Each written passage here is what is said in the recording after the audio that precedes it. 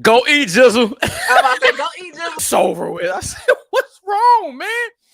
I'm just worried about Project 2025. I said, oh, man. So people are in their feelings. It is like a real depression this week. The suicide rate went up 100%. I did not know the suicide rate went up. I know suicide rate went up 100%. Yes. People are committing suicide. Okay. I'm never having sex again. I'm never having sex. Don't.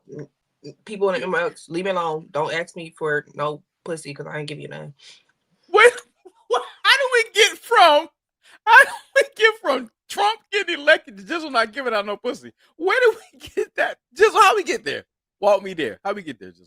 So he wants to, he said out of his mouth that he's going to protect women even if they don't want to protect themselves. What's trending on Twitter, and I don't know if you've been on Twitter, it's her body, my choice. Not her body, her choice. Her body, my choice. Baby, we're not playing these little games. We're not playing these little games with these rapey ass men, with this rapey ass president. Not playing these little games. So my body is my mind, is mine. And the only person that'll get my body is my husband. So if you're in my DMs and you want some nani, you ain't get no nani from Tam. I'm never doing it. I'm sorry. It's not worth it. It's more risk for me than it is for anybody else. So I'm not doing it. Sorry. Ooh. Sorry, not sorry. Ooh. Just since you're not giving up the 90 to nobody, her body, his choice. America spoke loudly. Like, Get that though? I'm not a conspiracy theorist, Mac. I'm not a conspiracy theorist, but some ain't right. How the whole entire state of Pennsylvania voted fully Democratic for every other thing, but then they didn't vote Democratic for president. No, something's not right. And then I don't know if I didn't say this, but I realized recently, because you could check your votes and how your votes are counted. Mm-hmm. So in 2016, I was in Korea. That's when I was in Korea. I lived in Korea, and I mailed in a mail-in ballot. Do you know they didn't count my ballot? I just found out. I looked and saw my voting record, and it said that I did not participate in the 2016 election. But that was a lie. I mailed in my ballot, and I mailed it in months in advance because I knew I was in Korea. They didn't count my ballot. Georgia did not count my ballot. Georgia has been historical for voter violation and voter fraud. I have so many issues. I saw another article today that said in one particular state, the amount of men that voted for that state doubled the amount of men that was actually registered to vote in that area. So how did that double? Something ain't right in the tea. Something ain't right in the tea. And I'm, like I said, I'm not a conspiracy theorist, but there were time periods. And if you heard Trump speaking, he said, "You all don't even have to go to vote. Y'all don't have to vote. Y'all don't have to vote. Y'all don't have to go to the ballots. You don't have to vote. You don't have to vote." He was saying it. Something ain't right. And I at this point, baby, it is what it is. I was distraught the day after. Like I had to go in and teach. A lot of people were. And let me tell you what I was teaching. I was teaching about women equalities and women's suffrage. That was the lesson plan for the day. I couldn't even do it. I told my kids, I said, "Babies, I can't do it. Y'all just sit here and be quiet all day." I'm not a teacher that does that. I couldn't. I literally couldn't. I was distraught. I was disappointed. I wasn't surprised. I was disappointed. I was not surprised, Gizzle. I wasn't surprised. I was disappointed. I was disappointed. I was scared. I was afraid because he's talking about tearing down our institution as educators. Done with the Department of Education. That's no more student loans. That's being able to fire teachers. That's getting rid of the entire school districts. It means no funding. It's a scary time, Mac. And I know we, as Black people, we laugh and we make jokes about all this stuff like this. But if he really puts the plans that he has put in place, America's gonna be a scary ass place to live in, and not just for people of color, for anybody who ain't white. Well, I don't even want to say people of color, not just for Black people. Who ain't rich, who's not wealthy, who's not. Yes, it's gonna be a scary ass place, and I hope to God the poor ass white people that decided to vote for this man feel it the hardest, and I hope they feel it the hardest because you people literally voted against their best interest on every front. And it's actually crazy because these are people that get the most food stamps, the most public housing assistance, the most SSI, the most everything. It's crazy. Hi there. Hey, what's the word? What up, JT, man? Welcome in, man. You know Gizzle, obviously. I missed the intro. Yeah, you missed the intro, man. Hey, guys, everybody, that was my man, Hankin. Man, he did a phenomenal job on our intro.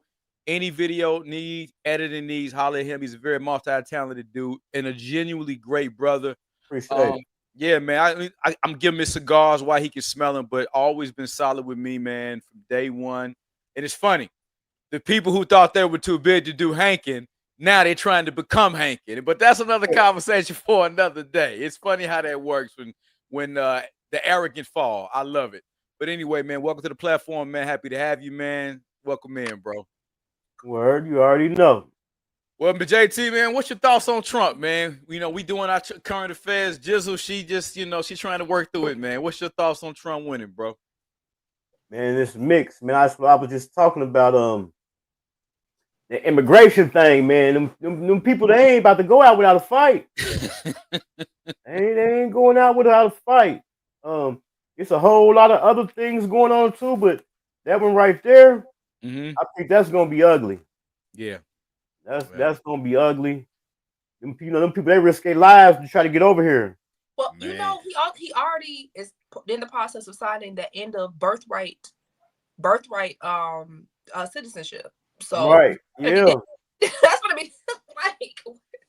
Hey, just did he just ban? You can no longer marry an immigrant can no longer marry a citizen and get citizenship. That he's going through the process of no, you can't become a citizen of the United States if you are an immigrant. That he's banning birthright. And when I tell you, it's gonna be, and the crazy part is y'all. They're saying we're doing all these things to bring jobs and bring opportunities back to America, but y'all don't understand how America's economy is set up, and you don't know how America's manufacturing is set up. If you understand how America's manufacturing is set up, you understand that the reason why we outsource our manufacturing is because it's cheaper. If you bring it here, people here are going to charge you more to do that same thing. So that means obviously inflation is going to go through the ceiling, through the roof. I'm baffled. I'm baffled. I'm befuddled. I am flabbergasted. Okay. I feel you. And my girl Tanya in the building. What's up, baby? Hey, welcome back, man. This is one of my early day ones, man. Happy to have her back in the building. Welcome back. I see Big T out there. Big T. I see Big. Let me do the big AT. You missed our new intro, okay. man. Yeah. Hey, you gotta do the Big T, man. Hey, y'all missed our AJ. Hey, Big T, you missed our intro, man. Courtesy of my man Hankin right there. You got to see that intro, but we'll catch it on the outro. All right, Gizzle. So you felt that way about that. A lot of people feel the same way. You know, on one hand, you got people feeling, optimistic about he might be able to lower these damn gas prices, grocery prices for sure. All this price with his things that he's about to do with tariffs. It's not gonna happen. People are stupid. They don't understand. He don't even know what a goddamn tariff is. They don't understand what tariffs are. And that's one of the things I said. The last time he was in there, he did the thing, whatever, with the stimulus. And I think this time around, people, and that's one of the things they were saying. The money coming back. I think they let the money overshadow the bigger issues, man. And they got seduced by that stimulus check seduced them. We about to see y'all in January. We about to see the inauguration, man. We about to see. What my girl Tanya said? She said exactly. Them tariffs about to beat them over the head. All right, y'all. Well, y'all, it's been enough talking to Trump. We'll move on. We'll move on to something that Gizzle's prophetic about this. We got one for her, boy. She called this shit out weeks ago on one of our previous episodes. Haley Bailey. She didn't like her child being streamed on the Castanet with the whole Castanet. She subsequently deleted her account. Then she turned around and said she's overreacted. Gizzle, what did you feel about all of that, or was it more some shit? I already said this already. I don't have any feelings. I don't care anymore. So, like I said, I've been following Chloe and Holly since they were children. They are in their early 20s. I've been following them since they were children. They were very young girls on the internet singing beautiful songs, doing beautiful cover overs. And then one day they got on the big screen. They got casted. They did a couple of shows, movies on Nickelodeon, things of that nature. I've been watching them, the progression. Eventually they signed with Beyonce. They made their album came out. Their album did well. I've been watching this progress, but I understand where they came from. And like I said, they come from a church background, as I've previously said on this. And so for Holly, the youngest, to get in this relationship with DDG and not get married, but allow him to impregnate her, subsequently lied the entire time she was pregnant, even though people visibly could see and visibly could tell that she was pregnant. Hide the baby for several months, and then all of a sudden have the baby all over the internet with no problem. Then break up with the baby. That like this is a whole ghetto ass mess, and it didn't have to be this way.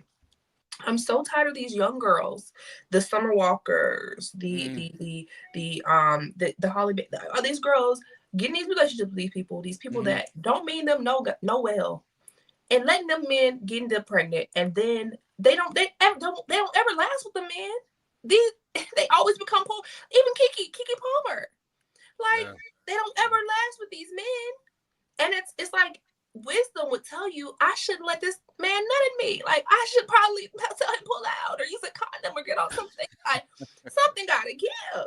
And so everything she's going through, I don't feel no sympathy. I don't feel no thing towards it because choices were made, and sometimes you have to deal with the repercussions of the choices that you make. But I called it a long time ago. I knew this relationship wasn't going to work. I knew there were going to be issues, and I could just tell how the progression of things was happening, that things were spiraling out of control in the background. And here we are now. She's on the internet griping about a man she chose to be with, she chose to have a child with, and she chose to be a part of her life for the rest of her life because he will be a part of her life for the rest of her life because they have that child together.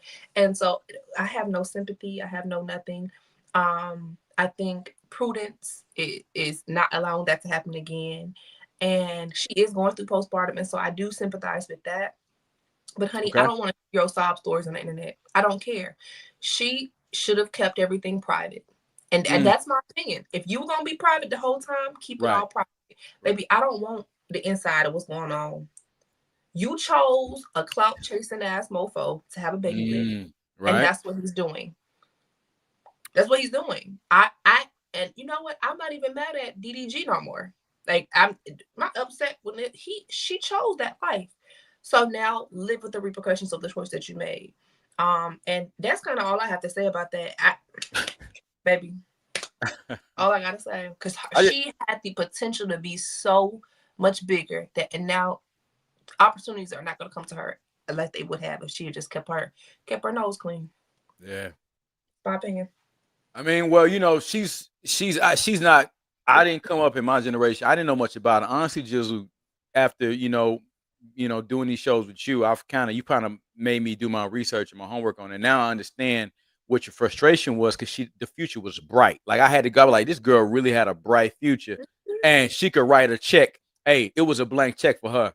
That was gonna give her. Hey, it was a blank check. Write your ticket. So I understand now. I understand the gravity of your frustration. I didn't get it at first. JT, anything to add on that, man? I think it kind of shocked me too when her being pregnant and hiding it and then coming out.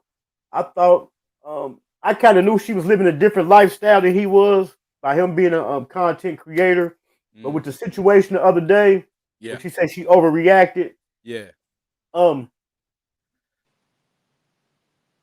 She shouldn't have said nothing. But I haven't ever experienced postpartum, so I can't say this. You know what I'm saying? Did that play a part in it? But however, my thing was about that was what rights does the child father have? You know, he had been on the stream. The baby had been on the stream previously with the father. So I think by her speaking on it really made it more than what it is, and just made the whole situation look worse. To then go back and recant, you know what I'm saying? The father, and that's the point I was making. That's a good point. You should have kept it all private. You should have kept it all private. You should have never showed the baby's face. You should have never kept it. We shouldn't even know the baby exists. Right. But you couldn't move that way because that's not who you are. You're not a person that's gonna be lying and secretive. So yeah. And I think it made her look worse than DDG because first of all, the baby had already been on streams with him previously. And then, like I say, what rights did the father have? Do I have to ask the mother to put the baby on stream and put him on stream previously? So by her speaking on it the way she did, and then you know what I'm saying, should have handled it offline. That's a good point, JT.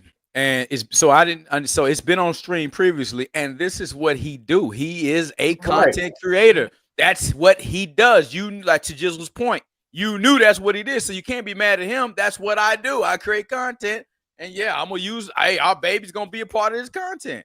Mm-hmm. It ain't been live every day since. Yeah. Hey. All right. Man. Well. Well, Gizzle, I know how you feel about it. JT, you made some great points, man. Anyway, moving on. J-Lo struggling in the dating scene at 55, and apparently she's repulsing. She pushing men away. She said they at 55 they don't want no piece of J-Lo no more. Listen, y'all, this is a classic example of a beautiful woman that does not have the skills to keep a man. She can get him, but she can't keep him.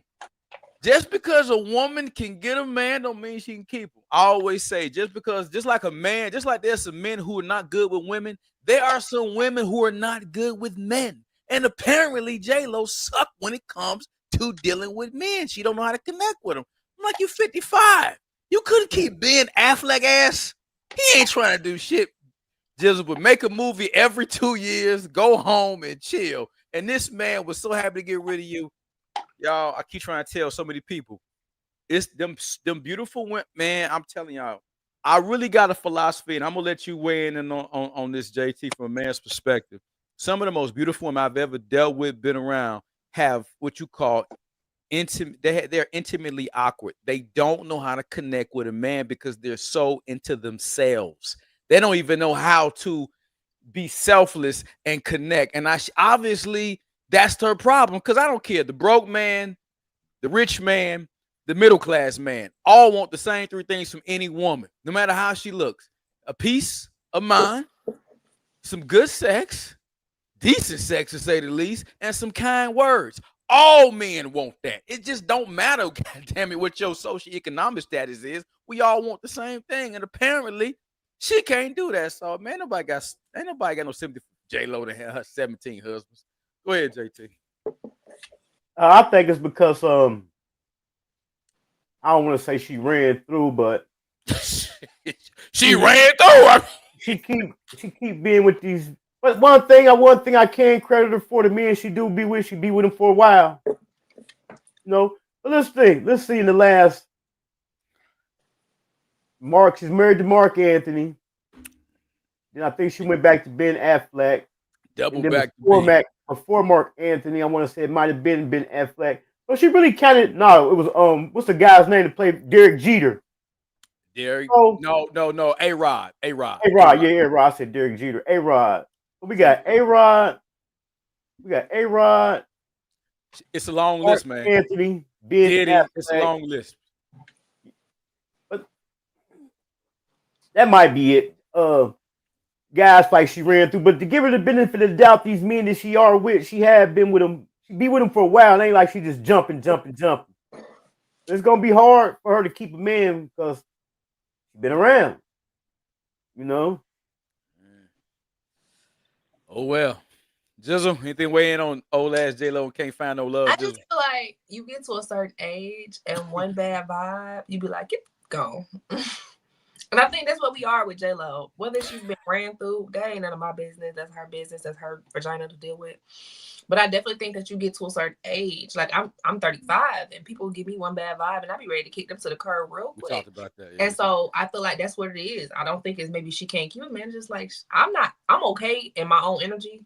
And if you bringing me some BS, I'm gonna get to go. And so I definitely think that there's something there too. It could be that she doesn't know how to treat men. That very much could be her issue. I heard that she's a piece of work in real life. And I heard that too. Multiple sources. Yeah. So it could be that, but I think it's multifaceted, because the truth of the matter is people in general are flawed. I think relationships can be very nuanced, especially when you talk about these celebrity relationships. And it's levels to this, but I don't know that woman. And honestly, at this point, I'm separating myself from all POCs. I am Black. So I don't even care what she got going on. All right, I'm separating myself from all. I'm not a POC. I'm a African American. Actually, I'm Black. I ain't even African American. Don't call me American right now. So Gizzle said She said she is not a person of color. All right, just duly noted. All right, let me get to the chat. Hey, y'all, hey, chat, anything to add to any of that? What y'all think wrong with J-Lo, man? Hey, Jay, what's up, baby? Welcome back. It's been a minute. It's been a minute. It's been a minute. Let me see what I missed. Antonia said, exactly, she's a little mermaid for crying out loud. Yeah, she was. She ain't no more. All right, Tony G says, got to look at her attitude also. Yeah. She got a real nasty attitude. I heard that one time somebody gave they were at a restaurant and they gave like $100 tip and she went back and got the tip back. Like, girl. Oh yeah, she nasty. Yeah, she's notoriously nasty, Gizzle. Notoriously nasty. Mm-hmm. Yeah. So if she like, that's who you are. That's your character. So you gonna talk to these high profile men crazy? Really? How long that's gonna last? Like, come on, man. Get out of here with that. Anyway. Moving on. Guys, let's get to the main topic. I appreciate everybody, man, for the current affairs. Thank y'all. Let's get to the main topic. We're going to talk about why are modern dating tactics so ruthless? I got a fired up Gizzle, so this is going to be interesting. Ghosting, breadcrumbing, and bench warming. Oh, this is going to be interesting. All right, question number 1. Have you ever been ghosted or have you ghosted someone? What was the experience like and did you see it coming? I will kick it off, Gizzle. I know I've never... Go ahead. You already Just, oh, I said let me get it out and let me let JT get it out because I'm gonna let you close this one out. I'm gonna let you eat last on this one, Gizzle. Just wait a minute.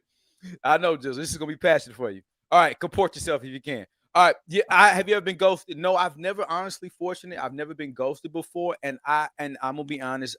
If I have ghosted in the sense of I just never texted you and called you back. If that's ghosting, I probably is ghosting. I have not. I have. Just sometimes is, you know what? I don't like your energy. I didn't like the time with you. And I goddamn it, I never called you back and I did block you and I didn't give you no explanation because I just didn't like you. That's just me. The Gizzle, then you know what? Call me goddamn Maxter the Ghost because I have ghosted a lot of women that I just like. I don't like your fucking nasty ass attitude. You got one of them J-Lo attitudes. Yes. So that's my experience. Hey, all right, JT, you did any ghosting back in the day, dog? How you feel about that, though? I'm quite sure I have, man. I know I did some ghosting, you know. But then I didn't really, back then I didn't really look at it as ghosting. Right. But yeah, I'm guilty of it. I'm definitely guilty of it. I really can't think of no singular situation, specific situation where I had, but I know I did a lot of ghosting. I was very, very ruthless. Yeah. Yeah, me too, dog. I will ghost your ass without any explanation. All right, hey, chat. I want to hear from y'all about this ghosting. Who's a ghost out there? AJ might be a good ghoster. AJ probably. Tony G, you a ghost, ain't you? All right, Gizzle, close it out. Eat, Gizzle. I'm extremely passionate about this because I've been ghosted on various occasions. And to me, we too goddamn grown to be ghosting people that you have interest in. Okay. Here's my thing. Go ahead. Have I ghosted someone? Maybe in my younger years, but as a grown-ass adult woman, no, I do not ghost anyone. When I choose to stop speaking to someone, I give them a valid reason why I don't want to speak with them anymore. Why? Because not that I owe everybody an explanation, but adulting is having difficult conversations with people, even when you don't want to have those difficult conversations with people. Okay, I've done this. I had a guy last year. And we were talking. I met him on Facebook dating. We were talking on Instagram, and we had planned several outings of trying to hang out with each other. And they just kept falling through. And he kept trying to bring me around his friends. I was like, I don't know them Negroes over there. I'm not going to meet up with you with your friends. It's not happening. And it just was annoying how the energy he was coming at me. And I told him, I was like, I'm really good on this interaction. You be blessed. Move on. He got really upset with me. But I told him, hey, we're not going to communicate anymore. And then I blocked him. So do I block? Yes, but I'm gonna give you a reason why I'm blocking you before I block you. Okay, 100%. Because I don't owe you no explanation, but I don't need there to be any ambiguity there about you. Because a lot of times what'll happen, these people will come try to circle the block and do some kind of crazy stuff, and it's like, don't do that. I had a guy told me, he was in my DMs, and I don't even know where I knew him from or if I knew him in person. These and people think they know you and they think they have access to you because you're on the internet. And I said, he's like, you just gonna be okay playing with your toys, with toys on yourself forever. When you want some real D, come call me. That's what he told me. And I said, oh, that's funny. So, I post a picture because niggas always forget that I'm fine. How you forget I'm fine? I don't stop being fine because you stop talking to me. Okay, they forget I'm fine. I drop a picture. Now they back in my DMs again. I'm like, you the same one that said this. Blocked. Blocked. Like, play games with. So for me, I have experienced ghosting. Ghosting does not feel good, especially when you feel like you're trying to start to build something with someone. And the crazy part is when the dudes ghost me, they always circle the block. They don't never ghost me and just disappear forever. Baby, they ghost me and then they come back around because I am her. Okay? So for me personally, when I ghost people, or I don't ghost people. When I'm done with people, I let them know I am done with you. This interaction does not serve me anymore, and I hope that you find an interaction that serves you better. That's me as a grown adult woman, because I don't want there to be any ambiguity. I don't want you to try to circle the block. I don't want you to try to do nothing. Now, for the people who have ghosted me, when they come back, I look at them real dumb. I have a dude in my DMs right now that's talking to himself. He talking to his goddamn self because I'm never going to respond to him. He was very disrespectful when he called himself ghosting me. Very, very disrespectful. So this is the one, when I first met him, he was married. He was going through a divorce. Are you talking about that guy? And so on. He was married. He was going through a divorce. I was very understanding, but I told him, I said, I'm not being physical with you. I'm not doing anything with you because you are married. I don't F on married dudes, right? Right. He was, I didn't want anything serious anyway. Okay, cool. That's fine. So me and him had started conversing again. And he got very disrespectful. He said something to the fact that, oh, well, I've already seen your booty anywhere, something like that. And I was like, and you never will have a chance to do so again. Never slept with the man, never had sex with the man, but you will never have an opportunity. Like, don't be. And then now, this is years later, right? Years and years later. Baby, he's still looking. He still follow me. He's still liking all my pictures on Instagram. He still be in my DMs talking to his goddamn self. Because you were disrespectful. What do I look like? I told you we were never speaking again. You thought you could circle the block. You thought you could leave me alone. Because I'm still single. Just because I'm still single don't mean I'm lonely, baby. Just because I'm single don't mean I have an option. I don't have options. Like, let's not ever play that game. So this whole thing of ghosting, I don't like it. I don't like it. If me and you are going on dates, and this is my thing. I never get ghosted by people that it was one date or something like that. It's usually people that have gone on multiple dates. If we've gone on multiple dates and then you decide to not contact me anymore, please, hey, you know what? I don't see this going anywhere. And I'm fine. Just let me know. But to just disappear without missing an action, that's lame. That's lame at this big ass age. It's lame. Because I'm not going to do it to you. If I don't want to fool with you no more, I'm going to let you know. Like, I'm good on this interaction. You be blessed. You might not like what I'm saying, but would you rather me string you along, use you for your money, have you buy me Birkin bags and stuff like that, knowing I ain't really effing with you for real? I'm grown. I'm grown AF. And so to me, I feel like grown people communicate. That's one of my major things. Communication, consistency, and commitment. Grown people communicate. Even if what I'm saying you don't like, you still need to hear it. So That's my thing. So I think ghosting is extremely immature. I think it's crazy. The only way I think like a no contact situation is if you're in danger and something like that. But other than that, like, bro, if we just going on dates and you don't want to go dates with me no more, be like, okay, I don't want to go dates with you no more, and I'll be cool. But just to disappear, that's lame, and I don't like it. That's stupid. It's lame. I'm sorry. All right, Gizzle. You are famous now. You popping these YouTube streams, so niggas do see you every fucking Friday. You out there. So I don't know what to tell you, Gizzle. You out there. I'm gonna tell you. I don't know what that mean, but what that mean? As far as ghosting, what does that mean? All right, let me get to the chat. We'll get back to it.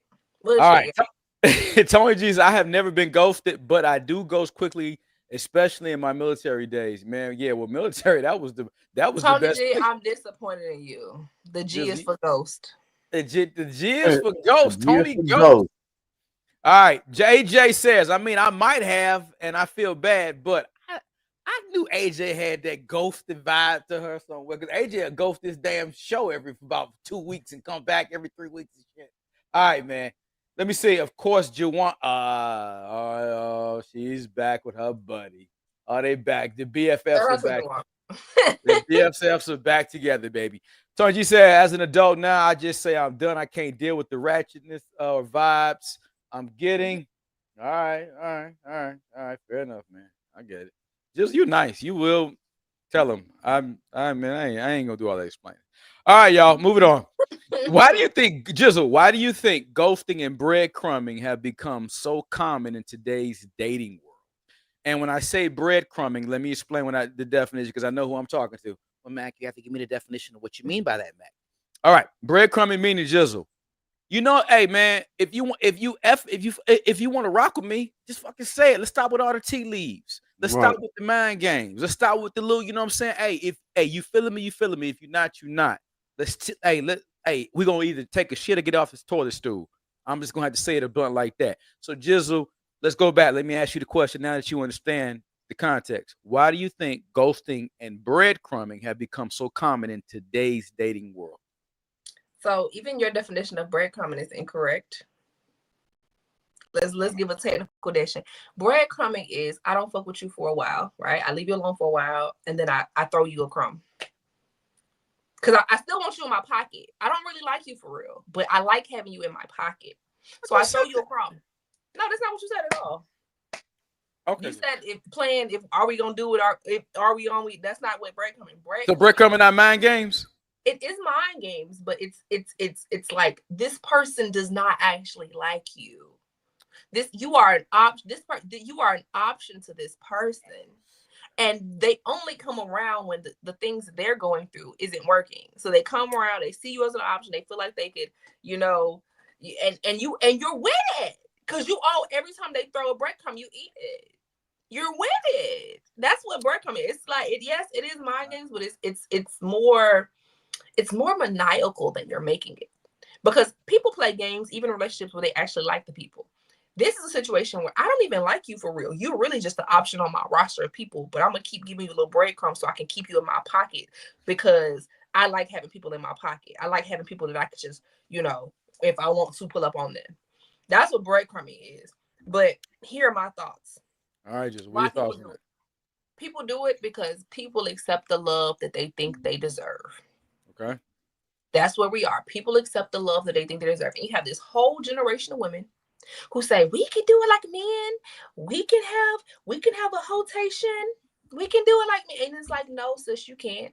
You can't. There's always one you like more than the rest of them. And you're waiting on him to get it right. But he's the one breadcrumbing you. He the one breadcrumbing you. So you say, okay, well, I'm going to just play again. I'm going to get him to be around when the other one around. And it's like, no. And the reason why this is a thing is because social media and our culture at this point makes it feels like you have an unlimited amount of options around you. When the truth of the matter is, you really don't. You really, really, really don't. There are attractive people. I am on Facebook dating right now. I see attractive men all day, but baby, I'm swiping left on them, left and right, because they don't align with my personal worldviews. I'm not going to be with somebody who smoke weed every day. That's addiction. I'm sorry. I'm not going to be with somebody who got mad kids. I can't. That's not my struggle. And I'm telling you, as a person who's dealing with the residuals of a father who had multiple children by multiple women, I am not putting myself in that position to be dealing with that bullshit. Like, I'm sorry, not gonna do it. Right? So it's asinine that we've normalized toxicity in our relationships. We've normalized it. We've normalized that situationships. We've normalized just sleeping with people for just because I want to. And it's really asinine that this has become the reality. And that's why breadcrumbing is a thing. Because it's in certain relationships, you always have one person that likes the person more. And so that person, when you feel like you're in a situation where you liking somebody more than they liking you, and you're going to do whatever they want, you're going to go for it because you like this person. There might be 10 other people that are better than that person that like you better, but you want this one, and so you're gonna allow that treatment because you accept the love that you think you deserve. So it's really about, in my opinion, people, not just men, not just women, but everybody valuing themselves more and being able to say, I'm not accepting this behavior from somebody who says that they care about me or somebody who's supposed to care about me. I refuse to accept this behavior. Either you're going to act right or you're going to ship out. And most people are not willing to do that. They'd rather have somebody than be alone. And I'm at a position in my life right now, I'd rather be alone and have somebody that's not there for me 100. I need somebody that's all on my side. I don't need somebody that's pretend to be on my side to get what they want from me. Well, eat Gizzle. Whoa, I'm gonna have to clip that. You hear me? Hey, make sure you clip that. Hey, JT, anything to add to that, man? What do you think, JT, when it comes to ghosting and breadcrumbing, man? Why do you think it's become common in today's Blown world? away. She said it all. I know, and she don't leave much meat on the bone. That's why when you go last, she gonna leave much. I don't know. I really can't. I ain't gonna say a lot. A few of these things, man, I ain't gonna be able to relate to, man. You know, I've been out the game for a while, man. You know, so but one of the things I was gonna say, I felt like people scared of commitment. I like to keep their options open. You know, want to have their cake and eat it too. You know, like she said, good to have somebody in their pocket. You know what I'm saying? That go back to our day, the booty call. You know, so yeah. I think people scared of commitment. I think the internet, man. People. I don't think people really realize how powerful the internet is, man. I agree. The internet is definitely powerful, man, and even down to the clout chase. You know, like she said, she see people all day in scroll. You know, sometimes our they say our eyes are bigger than our stomach. Mm-hmm. You know, and that go with the ghosting. And I'm gonna give an example with that. With the ghosting, you might come across a female. She look nice on Instagram, but once you chop it up with her a couple times, it ain't what it seemed to be. You know what I'm saying? Hell no, it ain't. Hey, hold on for a second. Go ahead. I'll step in and answer that. Yeah, so I think that, to piggyback off of Gizzle, because she didn't leave me much. Well, I knew I should have went first. But I do agree with that. The internet has given people a false illusion that there's more choices than you really have. I think the internet has made people think that they're worth more than what they are. I like back in the day when people thought, this is my sandbox and I got to work within this sandbox and I'm going to pick the best person in this sandbox. And the internet has made people think they got this endless amount of people and choices. And so what happens? Days turn into weeks, weeks turn into months, months turn into years.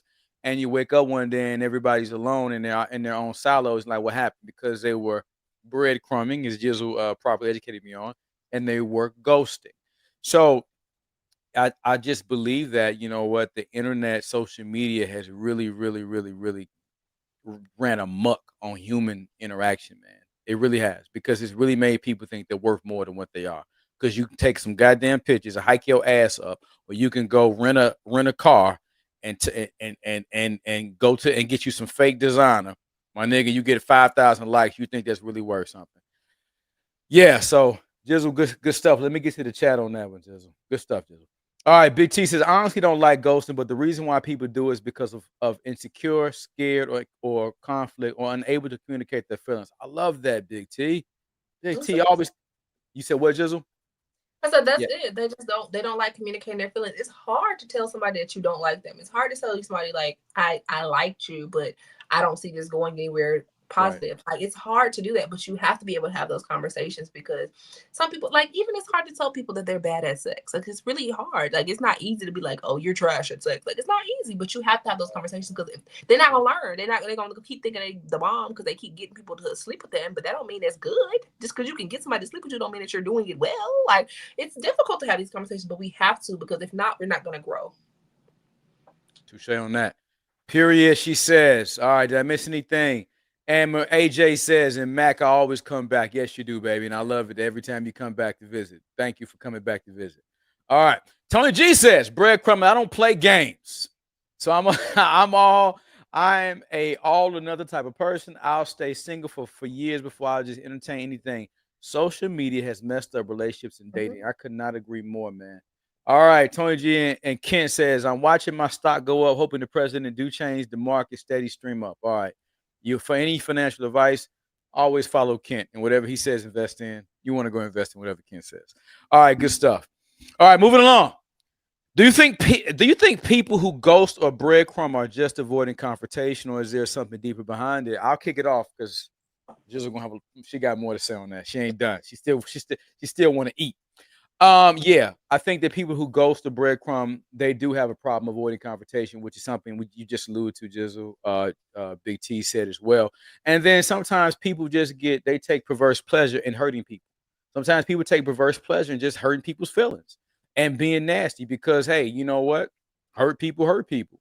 And I would much rather, you got those who don't know how to have those tough conversations, as you alluded to, Gizzle, that, hey, look, you suck in bed. This is why we can't continue unless you got to improve. Or I don't like how you do this. So we don't never have these real, honest, constructive conversations. So everybody just flees without communicating, or at least telling that person why you left. And so, it's two things. One is, again, they want to avoid confrontation, and two, they have a perverse pleasure in hurting people.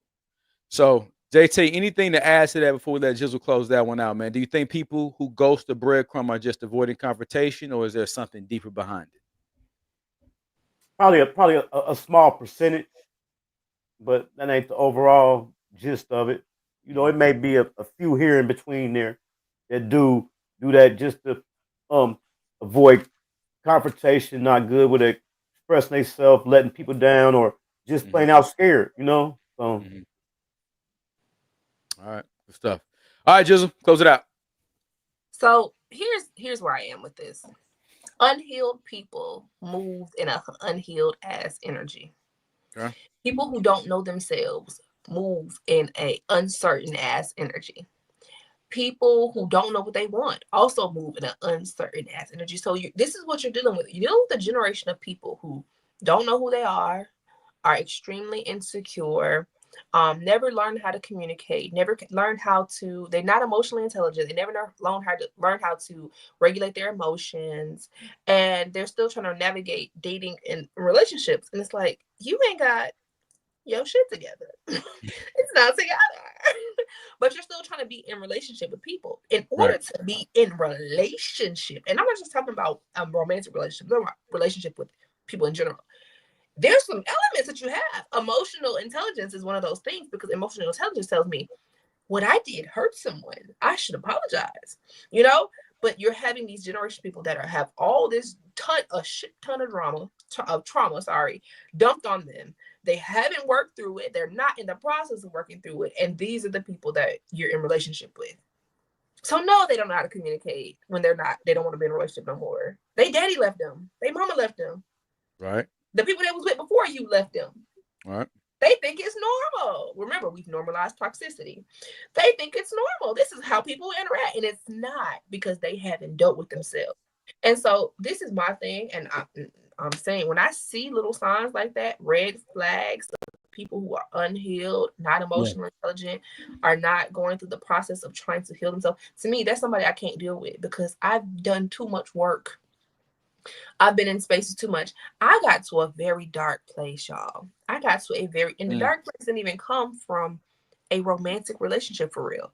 It came from a friend who told me he wanted to be in a romantic relationship with me, and then disrespected me by taking that back months later and saying he wanted to be a polygamist. And I'm just sitting here like, what? How? How? You just told me I was. Wait a minute. He said he wanted to be in a monogamous relationship with you. Then he comes back and say he wanted to be a polygamist. This man told me he was in love with me. He loved me. I was his best friend. He wanted to be a better man. So, because this is when I was in Korea, so I'd feel comfortable coming back to America to be with him. And then, like 2 months later, he was on the internet talking to me. I don't believe men should be monogamous. I feel like they should be polygamous. We should all be community building and marrying multiple women. And I was like, what money do you have to take care of multiple women? You better can take care of yourself. Let's what are you talking about? And to me, that hurt deeper than actually being in a relationship with somebody, because this is somebody who I know his whole family. He knows my whole family. This is not some Negro from off the street. And so my mindset changed. I was so idealistic at that point, right?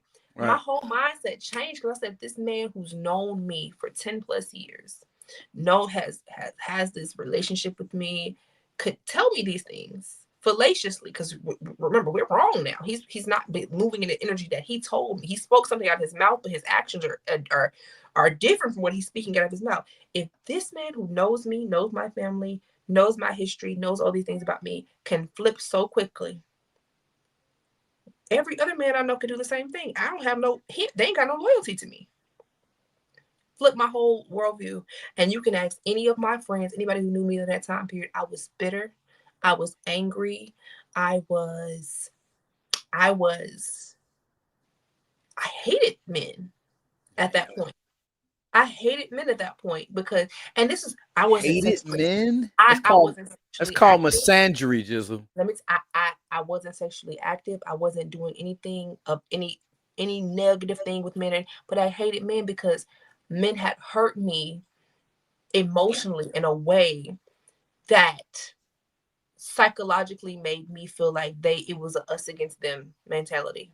So I started, and if you listen to, I was rapping during that time period. If you listen to my raps during that time period, they were very dark. It was, these hoes been winning, but right now it's my season. That was the stuff I was rapping. I was like, because you got the Kim Kardashians, you got the Amber Roses, you got all these people that are sleeping with these men that are rich and famous, and they were getting, like, I don't care if I don't end up with that man, I'm getting their money. That's my mindset. That's my mentality now at this point in my whole man. And that's how I ended up dating the rapper. Didn't date the rapper because but that's how I ended up dating the rapper, because I'm like, well, shit, if I'm gonna be with a cheating ass motherfucker, right? Excuse my language, y'all, but this is the energy I'm on today. If I'm gonna be with a cheating ass mofo, right? If I'm gonna be with I'm gonna be with a rich one. I'm gonna be with a fine one. I'm gonna be one that got some clout behind him. Cause why am I fucking on? Excuse my language. Why am I sleeping with a man who can't do shit for me? Okay. Why am I sleeping with a man that if I get pregnant, if anything happened to me, he can't take care of the baby that I have? Why am I doing that? Why am I laying down with somebody who can't do it? That's my whole mentality change. And I'm telling you, it was some dark ass. When I tell you, that was the darkest place I've ever been, dark ass energy that I've ever experienced in my entire life. And so, that ideal of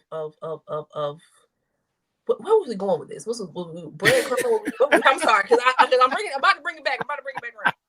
Well, Gizzle, I didn't know you practiced misandry for a while. I did not know that. Like that.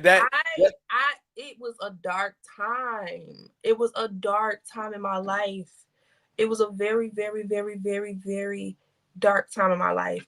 And most women never even admit that they. I'm just telling you, it was a dark time in my life. It was a very dark time because I didn't feel seen or heard. I felt victimized. I felt used. I just felt all these things, and it was crazy. Like I said, this was before I was even sexually active at all. But it changed my mentality because you coming from a Christian girl, a Christian mindset of be the right thing. I'm super idealistic. I'm super like, I'm gonna be the right one. When I meet my husband, he's gonna be my first. He's gonna be my everything. He's gonna do, and it just my whole mindset flipped. Right. Because I'm like, these hoes ain't loyal. Like that's these ain't loyal. They don't care about you. So Breezy said, you can know them forever. You can know them forever. You can know everything about them. They not gonna treat you how you deserve to be treated. It's my job now as a woman to get what I can from this situation, because if it's not serving me in some type of way, why am I doing it? Change my whole mindset. I don't know what we was talking about, but the whole point of me telling that changed my entire mindset on dating. And it this is where I kind of, so why am I saying all this?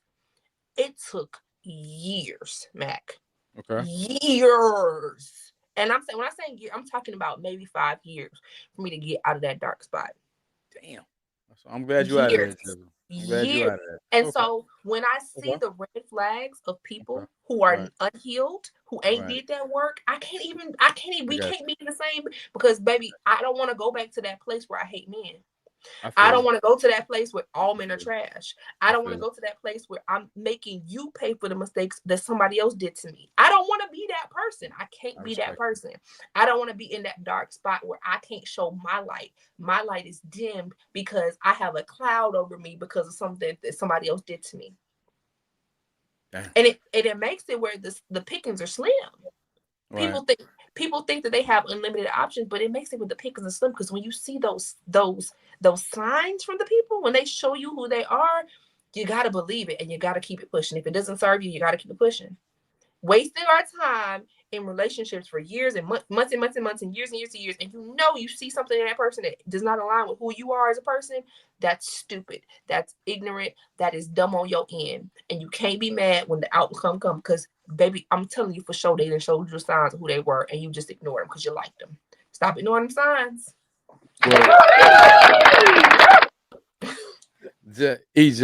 Well, first of all, kudos to you for taking agency of your emotions and realizing you was in a dark place and getting out of that. And I'm so proud of you that you healed and you out of that and you are circumventing anything that's going to put you back in that dark space. I'm very proud of you. And, the world is a better place because you wouldn't be here if you were in that dark space. And so you help a lot of people. So thank you for sharing that and being honest, because a lot of women wouldn't admit that they practice misandry or even felt that way. You know what I mean? So we hear about misogyny, but we never hear about misandry. We never hear about that. And it's nice I respect the woman that says it and owned it and says, yeah, I was in some misandry type energy where I hated men.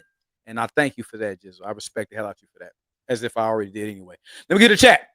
All right, my girl, I got some H-Town love popping in. My girl, KP, love me some KP. My ex-husband is poly. His stories are wild. Man, KP, you got to tell some of them stories. KP live an interesting life, yo. I don't know if she's going to share much tonight in the chat, but she lived a very interesting life, man. I've had a lot of good laughs with KP throughout my shows. Let me go back to what Big T says. Big T says, I agree, Tami. In most cases, people ghost because they're no longer interested in pursuing a relationship with the other person while noticing their lack of communication skills. Hell yeah, Big T. Absolutely, man. We all need to truly heal. Tami G. That's right. Facts, Kent. Absolutely. Yeah, man. Kudos to Gizzle for taking the time to heal up on herself and being honest and open about that. There's a lot of women that feel that way but don't want to admit that. And I have been with the woman that operated in that misandry energy where she hated men. And Gizzle, you're right. You're going to take that shit out on whatever man in front of you. That's real spill. All right, y'all, let's shift gears for a moment. Something a little bit more lighthearted. Let me let Gizzle get a little breathe. Let's a little more lighthearted. Let's talk about this Pop the Balloon Challenge trend. I would love to get Gizzle's take on this Pop the Balloon Challenge. I want to be on the show. I know you want to be on the show. Hey, y'all see me? I'm on YouTube. Pick me up to be on the show. I want to be on the show. I've been looking at that for months now. I want to be on the show. I know, Gizzle. I know. All right. Why do you think we're doing this? Okay. I'm done. You know how brilliant I am. All right. What do you think makes the Pop the Balloon Challenge so popular in dating? Is it the thrill, the suspense, or something deeper? Me personally, man, I think it's the thrill, it's the entertainment, it's the suspense. I don't know. I'm not gonna say it's something deeper because I really don't believe it's like something deep when somebody walks in the room, just doop, doop, doop, doop. I think it's for entertainment, shits and giggles. I think sometimes people can be a little cruel and crass, honestly. But again, Gizzle made me feel like an old fogey last week. So maybe I know when you let me know how dating has changed, Gizzle, you didn't do it in a bad way. You wasn't trying to like take a shot, but you were just letting me know how things are so different for your age group and just opposed to mine. It wasn't in a bad way. He was just like, Mac, that ain't how guys move out in my generation. I was like, oh. All right. Anyway, so what I think about it, I think it's just for the thrill, entertainment, the suspense. I don't think it's too much deep. Gizzle, what's your take on that Pop the Balloon? Honestly, let me tell you, I actually have 2 classmates that have been on the show. Okay. Both male. I'll name their names because baby, who cares? Who gonna check me? Nobody. All right. So we have David, who was on the show. And David, I remember him in college. He ran around singing on campus. Woo! And it was like, David, what are you doing? Like, super, he cool, but he's super annoying. Like, we don't want to hear you do vibrato. Like, that was his name. Like, his name was David Vibrato. That's not his last name, but that's what we called him, right? That was his, like, handle or whatever. Okay. And if I'm not mistaken, married, got kids, been divorced or whatever. And so he's on the show. And it was interesting. He went viral. He actually went viral for popping for every girl and having a problem with every girl. He went, I'm saying, and we were like, bro, because everybody we went to college with was like, bro, is that David? Why is David on the show? is going on here? Like we were. He just popped for everybody, and he was popping for everybody, and he had like crazy reasons why he was popping for the people. It was crazy, but to me, it was like, oh, that's David. That's who David is. That's who David is. Surprise to me, another person, and actually, T, because this is tea, a little bit of tea. All right, give us some tea, Gizzle. I'll take tea. A little tea. I have a person, not a colleague, a classmate, Troy, who was on the show. Okay. I didn't know Troy and his wife had separated. Didn't know. But when we first got to school together, me and Troy talked for like 2 seconds. It was like 2 seconds. We went to the fair together one day, and that was like the end of it. That was our first year there at Oakwood. Shout out to Oakwood University. Shout out to Oakwood. And didn't know that he and his wife had separated. I feel like I just saw them. We had our tenure down in Oakwood, and I had just saw them. I was like, oh my gosh, whatever. But and people liked him. They thought he was nice. He's a very fashionable young man. He's very nice. He's a nurse practitioner, if I'm not mistaken. I think he got his upper level degree, so he's really high end nurse. I remember him being in nursing classes when I was there. But the issue that the women found with him, that he is a divorcee and that they do have a small child. Him and his wife do have a small child. So I think they have like a 1-year-old or something like that. Mm-hmm. And I just found it interesting that he was on the show. And I think that people I didn't like how they moved with Troy. With David was David. Like, y'all talk about, I didn't like how they moved with Troy because Troy was very respectful. He was forthright. He told people that he had been divorced. He told people that he had a child.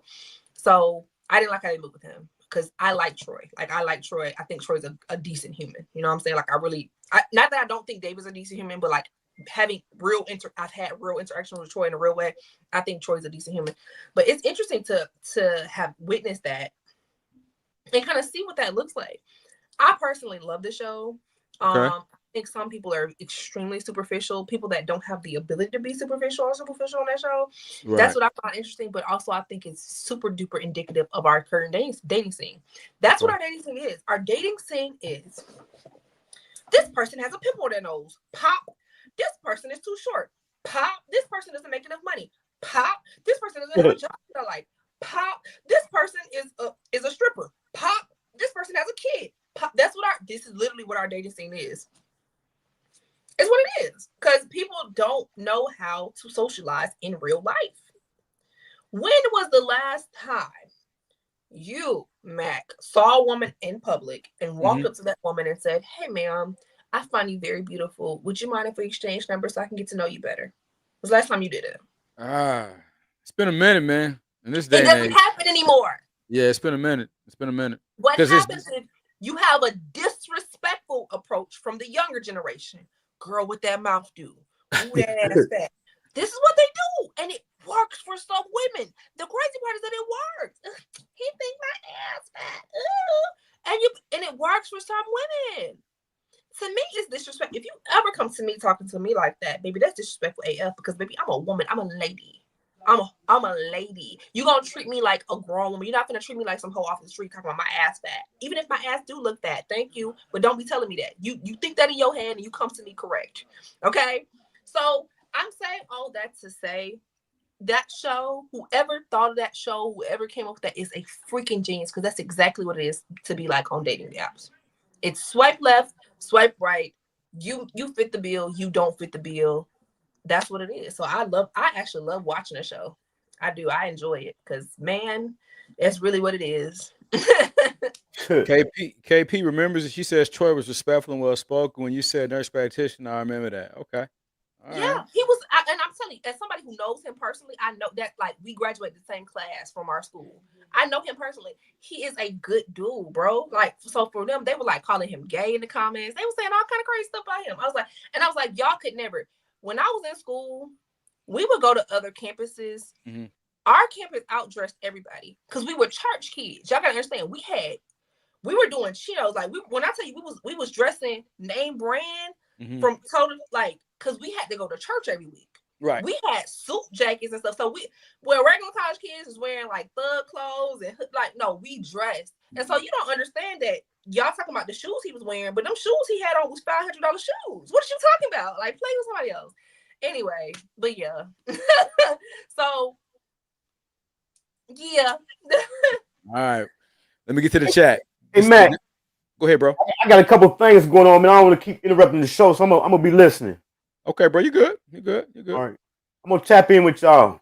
All right, man. Thank you, man, for stopping through, bro. You already know.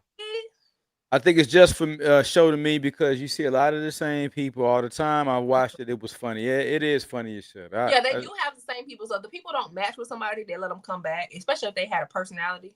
You know, it's just like any other dating show. Like if you have a good personality, they're going to keep putting you on there. They do it on Netflix all the time. They have somebody on Love is Blind, and they'll put them on the ultimatum, or they'll put them on Perfect Match, and then you just keep having the same people recycled over and over again. So I get it. It's entertainment, but I definitely think some people really be on there for, I think some of them be on there for the right reason, or at least they have good intentions behind it. I don't think everybody is, for clout, even though some people ain't gonna get no clout on for it because they don't have no personality. Some people have the personality of a potato sack, like. They do try to recycle the dating. I told them, I said, listen, y'all, I didn't did too many. I did enough dating shows. Now, this has not even become believable. Now, I did asking for a friend. Thank God for that, because that's why I met Gizzle. So that was all. That was the key takeaway from that, was meeting Gizzle, and our first chance of working together, which turned into this. Then of course Queen's Court, and I was like, guys, I don't need no more damn dating shows. First of all, ain't nobody believing my ass need to be on them shows. No way. Let's stop. So but you are right. All right, Gizzle, let's get to the next one. This is good. Do you think the challenge reveals people's true intentions in relationships, or is it just a harmless game? Me personally, I really don't. I don't really know, man. I'm okay. What do you mean by the challenge? I'm sorry, the pop the balloon trend. Pop the balloon trend. Do you think that it reveals their true intentions in a relationship, or is it just a harmless game? I just think it's an individual. I don't think you can paint it with a broad brush. I think it's some individuals is just a game. It might just be for exposure. It's like anything other dating show. And you guys are people who are really looking for love. So there's no one answer fits all. So that's my take on it. What about you, Gizzle? I think sometimes this is one of those practices, those healthy practices of respecting your boundaries. Okay. This is my thing. I think a lot of times, and I can't speak for men because I'm not a man, but I think a lot of times in relationships, when women see somebody and they're attracted to it and they're hearing good things about them, oh, this man has a good job, he makes money, he drives this, he has this house, they negate other things that are red flags for them, like having multiple children, like, being divorced, or like they negate those things because I like what I'm seeing in this current moment. They don't understand the struggle that person had to get there. They don't understand what demons they're dealing with because they are there. We ignore, and I'm saying they, but I'm gonna put myself in it. We ignore stuff that we shouldn't ignore. I was talking to this guy. The guy had like a 2-year-old, a 1-year-old, a 12-month-old or something, or 13-month-old or something like that. And it was a red flag for me, but I liked him. He was talking that good talk. He was talking that God talk. He loved Lord. He told me Lord. The baby was an accident. He was just sleeping with this woman and it didn't mean anything, but now the baby's here. And I should have ran away. But I didn't. I ignored it. I said, oh, well, you made a mistake.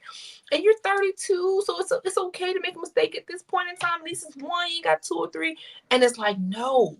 You got it. And so what I think that show is indicative of is like, bro, I hear something that I don't like. Pop. Yeah, automatically. And that's how I feel like we need to move in our relationships too.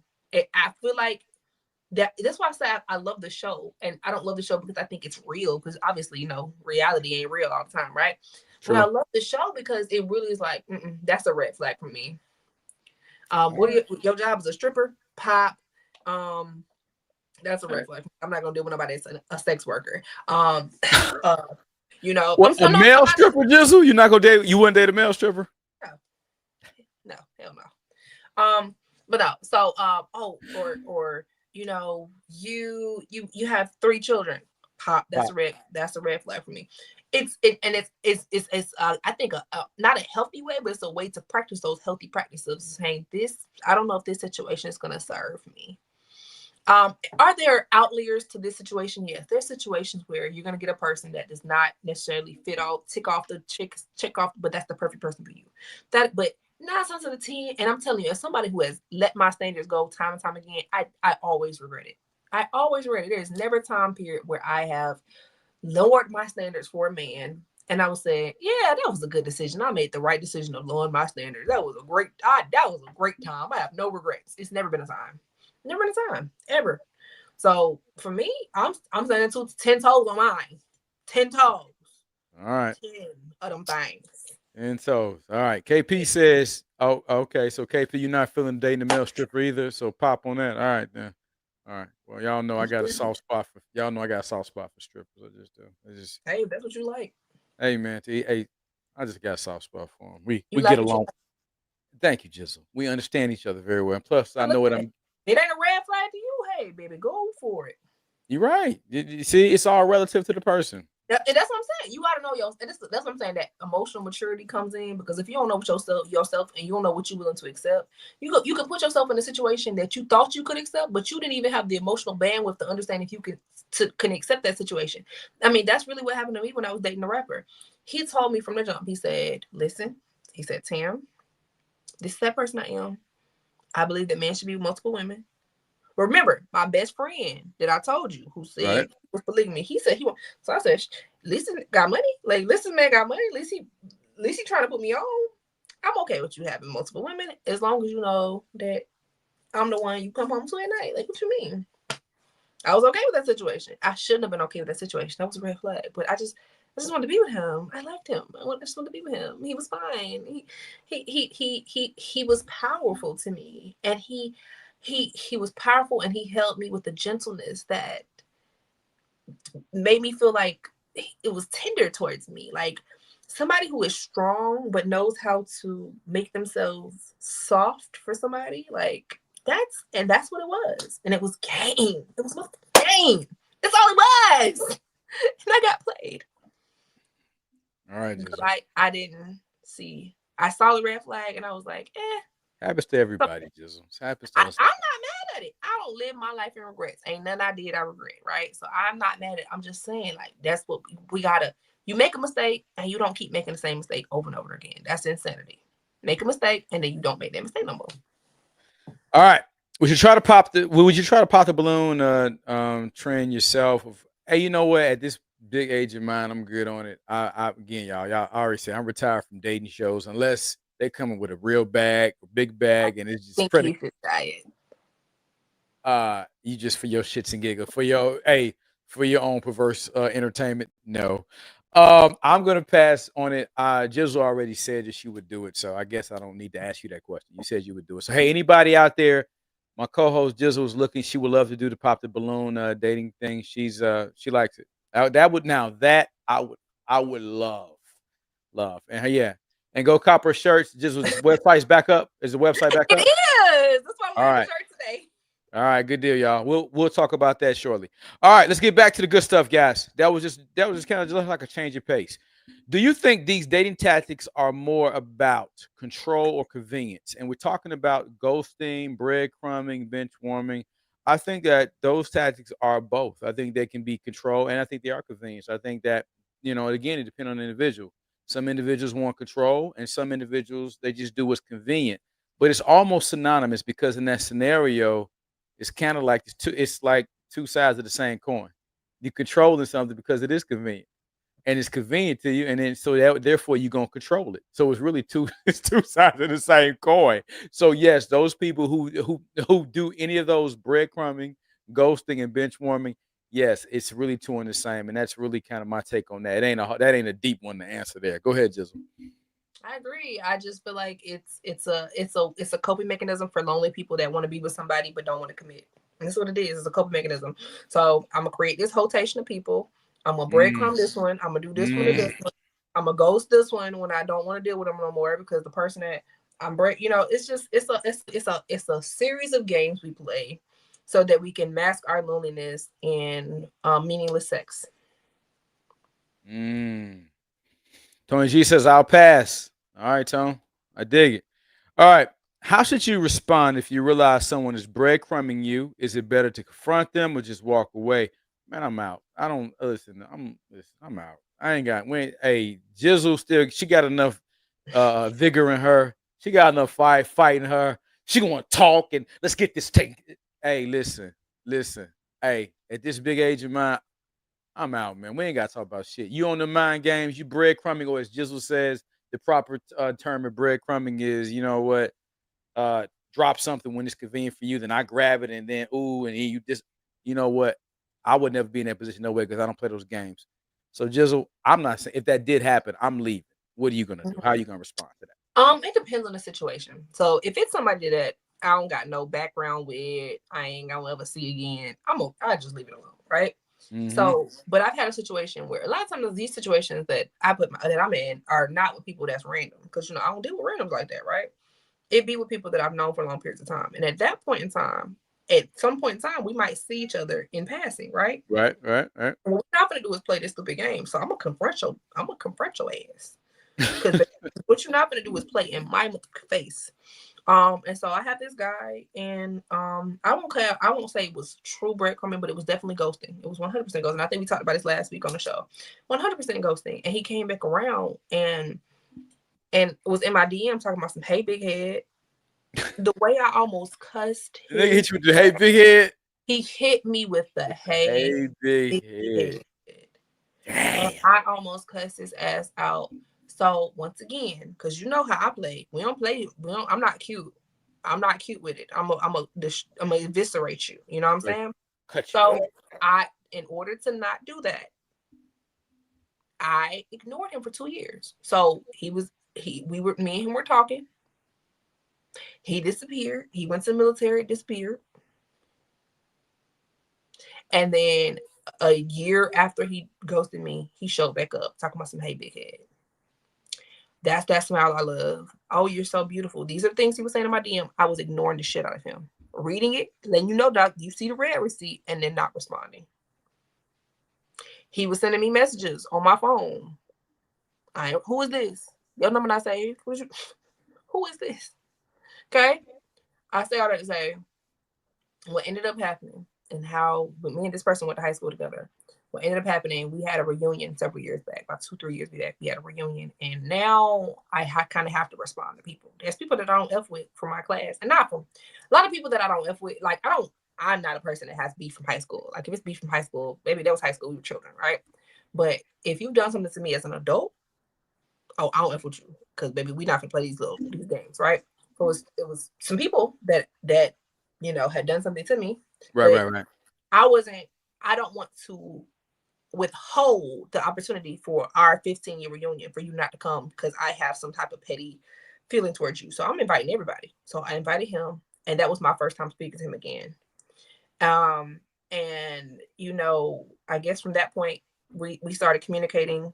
You know, he tried to make it seem like he was going to come to the reunion. He didn't even come to the reunion, but he just wanted to talk to me again, right? Long story short, I told him, you know, this was like a year and a half ago, whatever. I said, are we just not going to address the elephant in the room? He's like, what elephant are you referring to? I was like, oh, if you don't know what I'm talking about, I don't know. Goodbye. I don't know what he was like. He was like, wait. Deuces. He was like, wait, you mean that me and you was talking and then we stopped talking and and I said, yeah, that's exactly what I'm talking about.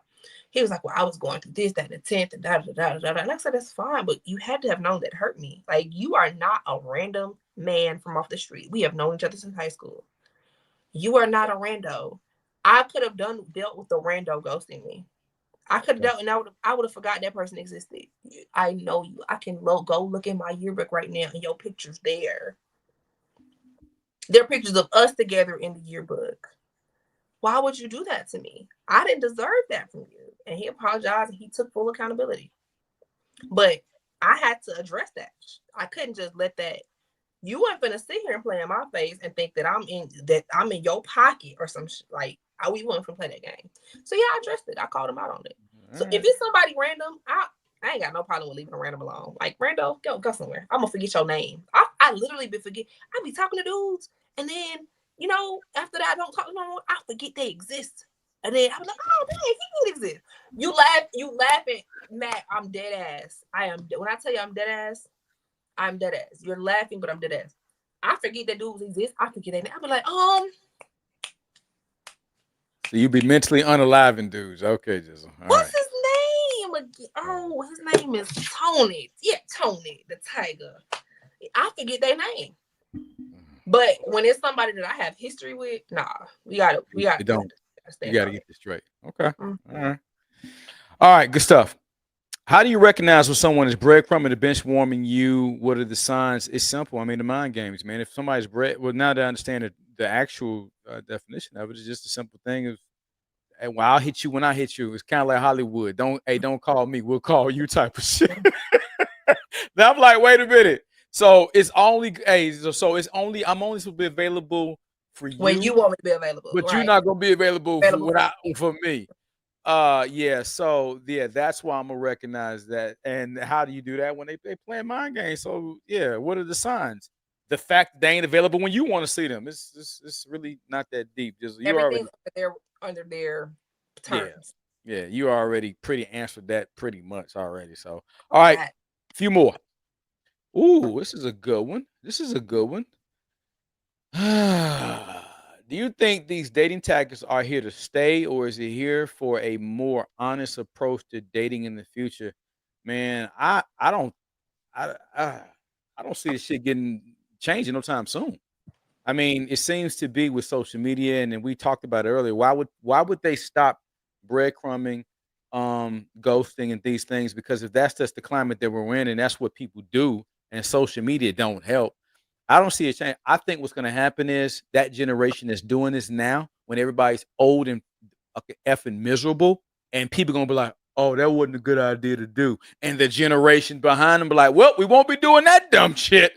How about we get back to interacting with human beings again and let's go back to Maximum era. Let's try that. So Gizzle, that's my take on that. I think this generation is going to have to damn near get old and miserable before they realize, hey, you play games, you get silly prizes. So go ahead. You took everything that I was going to say out of my mouth. I definitely think that's what's going to happen. It's going to be a generation of people who are sitting there alone, lonely, no friends, no lovers, no nothing. And they just be sitting there like, how did I get to this spot? And they got to this spot by being shitty ass people. You got to this spot by doing the wrong thing, by not doing the work, they're thinking you're perfect, by thinking that there's nothing by thinking that your shit don't stink. Preach. That's what Caroline. That's what and so that's what it is. And it's so crazy because you meet people and you say my generation, your generation. I've met people in your generation that feel the same way. And I'm just sitting here like, baby, you wait a minute. Like our generation, we tongue kissing 50. Like I know I look good, but I'm about tongue kiss 50. My ex is your age, Mac. You are aware that my bum ass ex is your age. You got to keep reminding me. He was playing these mind games with me, and I'm just like, baby, first of all, I'm 13 years younger than your bitch ass. Let's just I'm 13 years younger than you. I have more money than you. I have more clout than you, my nigga. Like, I need you to please. I am a upgrade from anything you're doing. I see these bitches that's in your DMs, baby. I look better than all of them. You got these saggy titty ass bitches that's in your DMs trying. Let's not. I'm keeping it a buck, Mac. I'm keeping it a buck. Let's play. You want to play those games? Let's not ever play. And so you playing a game that you gonna lose, because baby, at the end of the day, I'm gonna choose me. And who are you? You gonna be sitting there still single at 50 years old playing these same stupid ass games because you didn't want to do what you needed to be done. And the crazy part is this is the truth. This is the truth of the matter. Matt, let me tell you something. The crazy part is even them bum ass niggas could get another girl again. I'm telling you, my ex had a homeboy who was married when I met him. Him and his wife divorced. Within a month or two of him and his wife divorcing or leaving each other, he was living at some other lady's house. Why is this grown ass lady okay with this man who ain't bringing shit to the table, living in her house? These women lonely. Low self-esteem. So you're saying that they're gonna get on? It's already happening, Mac. You have a whole bunch of lonely ass late 40-year-old, 50-year-olds that's just settling for whatever because they ain't do what they supposed to do when they was younger. I agree with that. I agree with that a lot. And I'm seeing it. No, that's true. That's true. And they tell us as women sometimes they older. And sometimes dating older is more toxic than dating somebody younger, because they got 10 more years of trauma backed up on them. They think they know all women. That was one of my problems with my ex, is that he thought he knew all women. Because he thought he knew all women, because he had a failed marriage, things of that nature, because he felt like he knew all women. He thought he knew how I was going to react when certain things happen. And I don't react the way you think I'm reacting. You're like, oh, you're mad. I'm not mad because of what you think I'm mad for. I'm mad because you thought that I was going to react this way. And I'm reacting this way because of this, because of you didn't think you could come tell me the truth. So I'm gonna give you the example because baby, I don't miss my words on this show. We're gonna keep it a book. My ex lived in Detroit. Oh yeah. In Detroit. He was in Detroit with his homeboy. His homeboy, his cousin. His cousin had him go out, and there were some girls there. Okay. Right. This is during COVID. So during COVID, eating out was different. You couldn't have some people. So they had a larger party. So what they did, his cousin and some people went on this side, and him and some girl went on a side by themselves. Now, you, as my man, as my nigga, as my man, why are you okay going and sitting with some lady that you don't know like that by yourself? That's the first disrespectful thing you did to me, right? That's the first disrespect. I understand you got to eat. I ain't tripping that you got to eat. That's the first disrespectful thing. But that's the first, and I'm just, okay, that's one level of disrespect. So this woman is attracted to my boyfriend. She was attracted to my man, right? She decides to say, I want to F you. I want to F you. I'm going to F you so good. It's going to be so good. Instead of my man saying, nah, I got a girl. My girl is good enough for me. He decides to record this drunk lady talking about how she wants to do this, that, and that to him, and then send it to me saying, look, I'm being faithful to you. That's not being faithful to me. That's also disrespectful because you know what? What you should have told her, no, ma'am, I'm taking. You ain't do that. You ain't send it to me.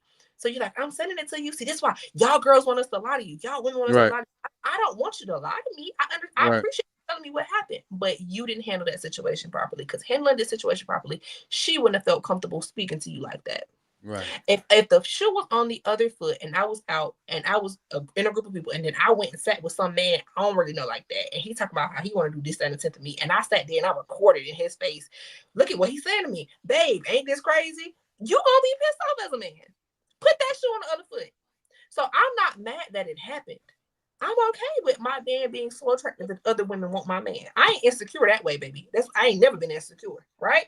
It's his actions that you're talking about, right? Exactly. It's his actions, right? I'm with you. Right. But he couldn't see it like that. That's what's wrong with y'all women. Y'all can't take the truth. No, you were disrespectful to me and our relationship by not telling this woman to not speak to you that way. That was inappropriate.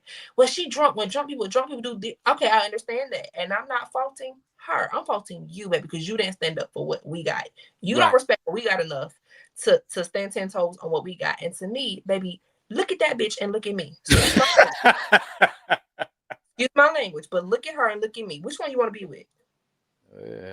All right. Let's get to the chat. Just good stuff. Lonely women will accept anything from a man, even if the man is not working. Huh? Okay. Even if the man's not working and not contributing anything, it's low self-esteem, just not having standards for themselves, man. Wow. So what's y'all take on that? Now, that's a lot to unpack that Gizzle just said. Let me get to the next one, y'all, while she's taking a break. Why do people stay connected to someone who only gives them occasional attention or crumbs of affection? I think it really depends on it all comes down to personal self-esteem, right? So people they treat you how you treat yourself. And you can only hold them accountable for what you allow them to do to you. And so I think a lot of times that you got a lot of lonely people out here, man. Unfortunate. We live in a time now where people are so siloed. Men are lonely at all. Man, I was talking to my brother today, and he was like, man, it's men out here not even having sex with women no more. It's like men are lonely. And I know it's so many lonely ass women out here, and Lord knows I wish I could help them all, but I can't. But the point I'm saying is that it's so many lonely people, and I just think that when you are so lonely and you're alone for so long, man or woman, this is not gender specific. This has to do with us as human, as being teleological creatures. We are emotional creatures. We were meant to fellowship, socialize with each other. And there is nothing a phone, nothing can, anything on the internet can do to change how we are hardwired by the creator. He got it right. So why do people take those breadcrumbs? They take them because shit, they say, well, it's better than nothing because I ain't getting nothing. And if you don't have enough love and respect for yourself, then that little bitty shitty something is going to be better than nothing to you. But when you have love for yourself, you don't need nothing from nobody else. You enough. It's called wholeness. And we got a lot of broken people who are not whole. And it harkens back to what Gizzle was saying earlier when she was in her misandry period of life where she hated men. That wasn't a whole place, but she healed herself up and she became whole. So when she goes on and she said, well, hey, Mac, I don't need nobody. I'm not that I don't need nobody, but my energy is good. Yes, she would like somebody, but the right somebody. But you got to get to a whole place to be. I feel that I'm on the same energy. If you literally can't bring some shit that's going to be better than this piece I got over here, because, baby, this piece is beautiful. Only disruption in my piece is Zeus the dog, and I can handle him. Other than that, my piece is good. So I say that, guys, that I think that it's because people take the occasional breadcrumbs because, again, they're lonely. And we are in a generation, as me and Gizzle talked about, you got so many people heading towards a lonely ending. You got so many women and men because at the end of the day, all of that flash and show and bullshit, all these, I'm an independent, I'm a boss B, I don't need, okay, keep that same energy when your ass 55, boss B. And you niggas out here flashing all this, doing it for the gram. All right, nigga, when you get arthritis, nigga, you get prostate, nigga, keep that same energy because, again, we weren't meant to be alone, man. And so, I mean, that's just my take on it, Gizzle. I'm going to let you chime in on that. We got one more question to wrap this segment up. And you were changing your clothes, but or whatever you were doing. I don't want to say that. Let me not say that because I might have some pervert. Oh, Gizzle was changing her clothes. What the question is, and you might have already answered it. You might have unpacked it before, but why do people stay connected to someone who only gives them occasional attention or crumbs or of affection? Do you need to add anything to what I said? I'm just going to add, like I said, I'm reiterate. People accept the love that they think they deserve, right? And so once again, this goes back to that healing. When you ain't done the work, when you don't know who you are, when you don't know those things, it's easy for you to accept it. If you don't know no better, if you haven't seen a healthy relationship, I think a lot of people have to realize that some people do not come from a 2-parent household. They never seen they never seen their parents interact in a certain way. They don't know what a relationship is supposed to look like. If you've never seen a healthy relationship, it's hard for you to say this is unhealthy. Right. What you experience become your norm. And so you accept the love that you are. And so that's why we've accepted breadcrumbing. We've accepted, oh, well, he really loves me. He come back. He really, he always come back to me. He always said, no, baby, he don't like you for real. Because he ain't gonna let you go. Sure. It ain't gonna be no coming back. It's gonna be he not gonna let you go. I was having this conversation online earlier today, or saw this conversation online earlier today. One of my favorite movies from childhood was Love and Basketball.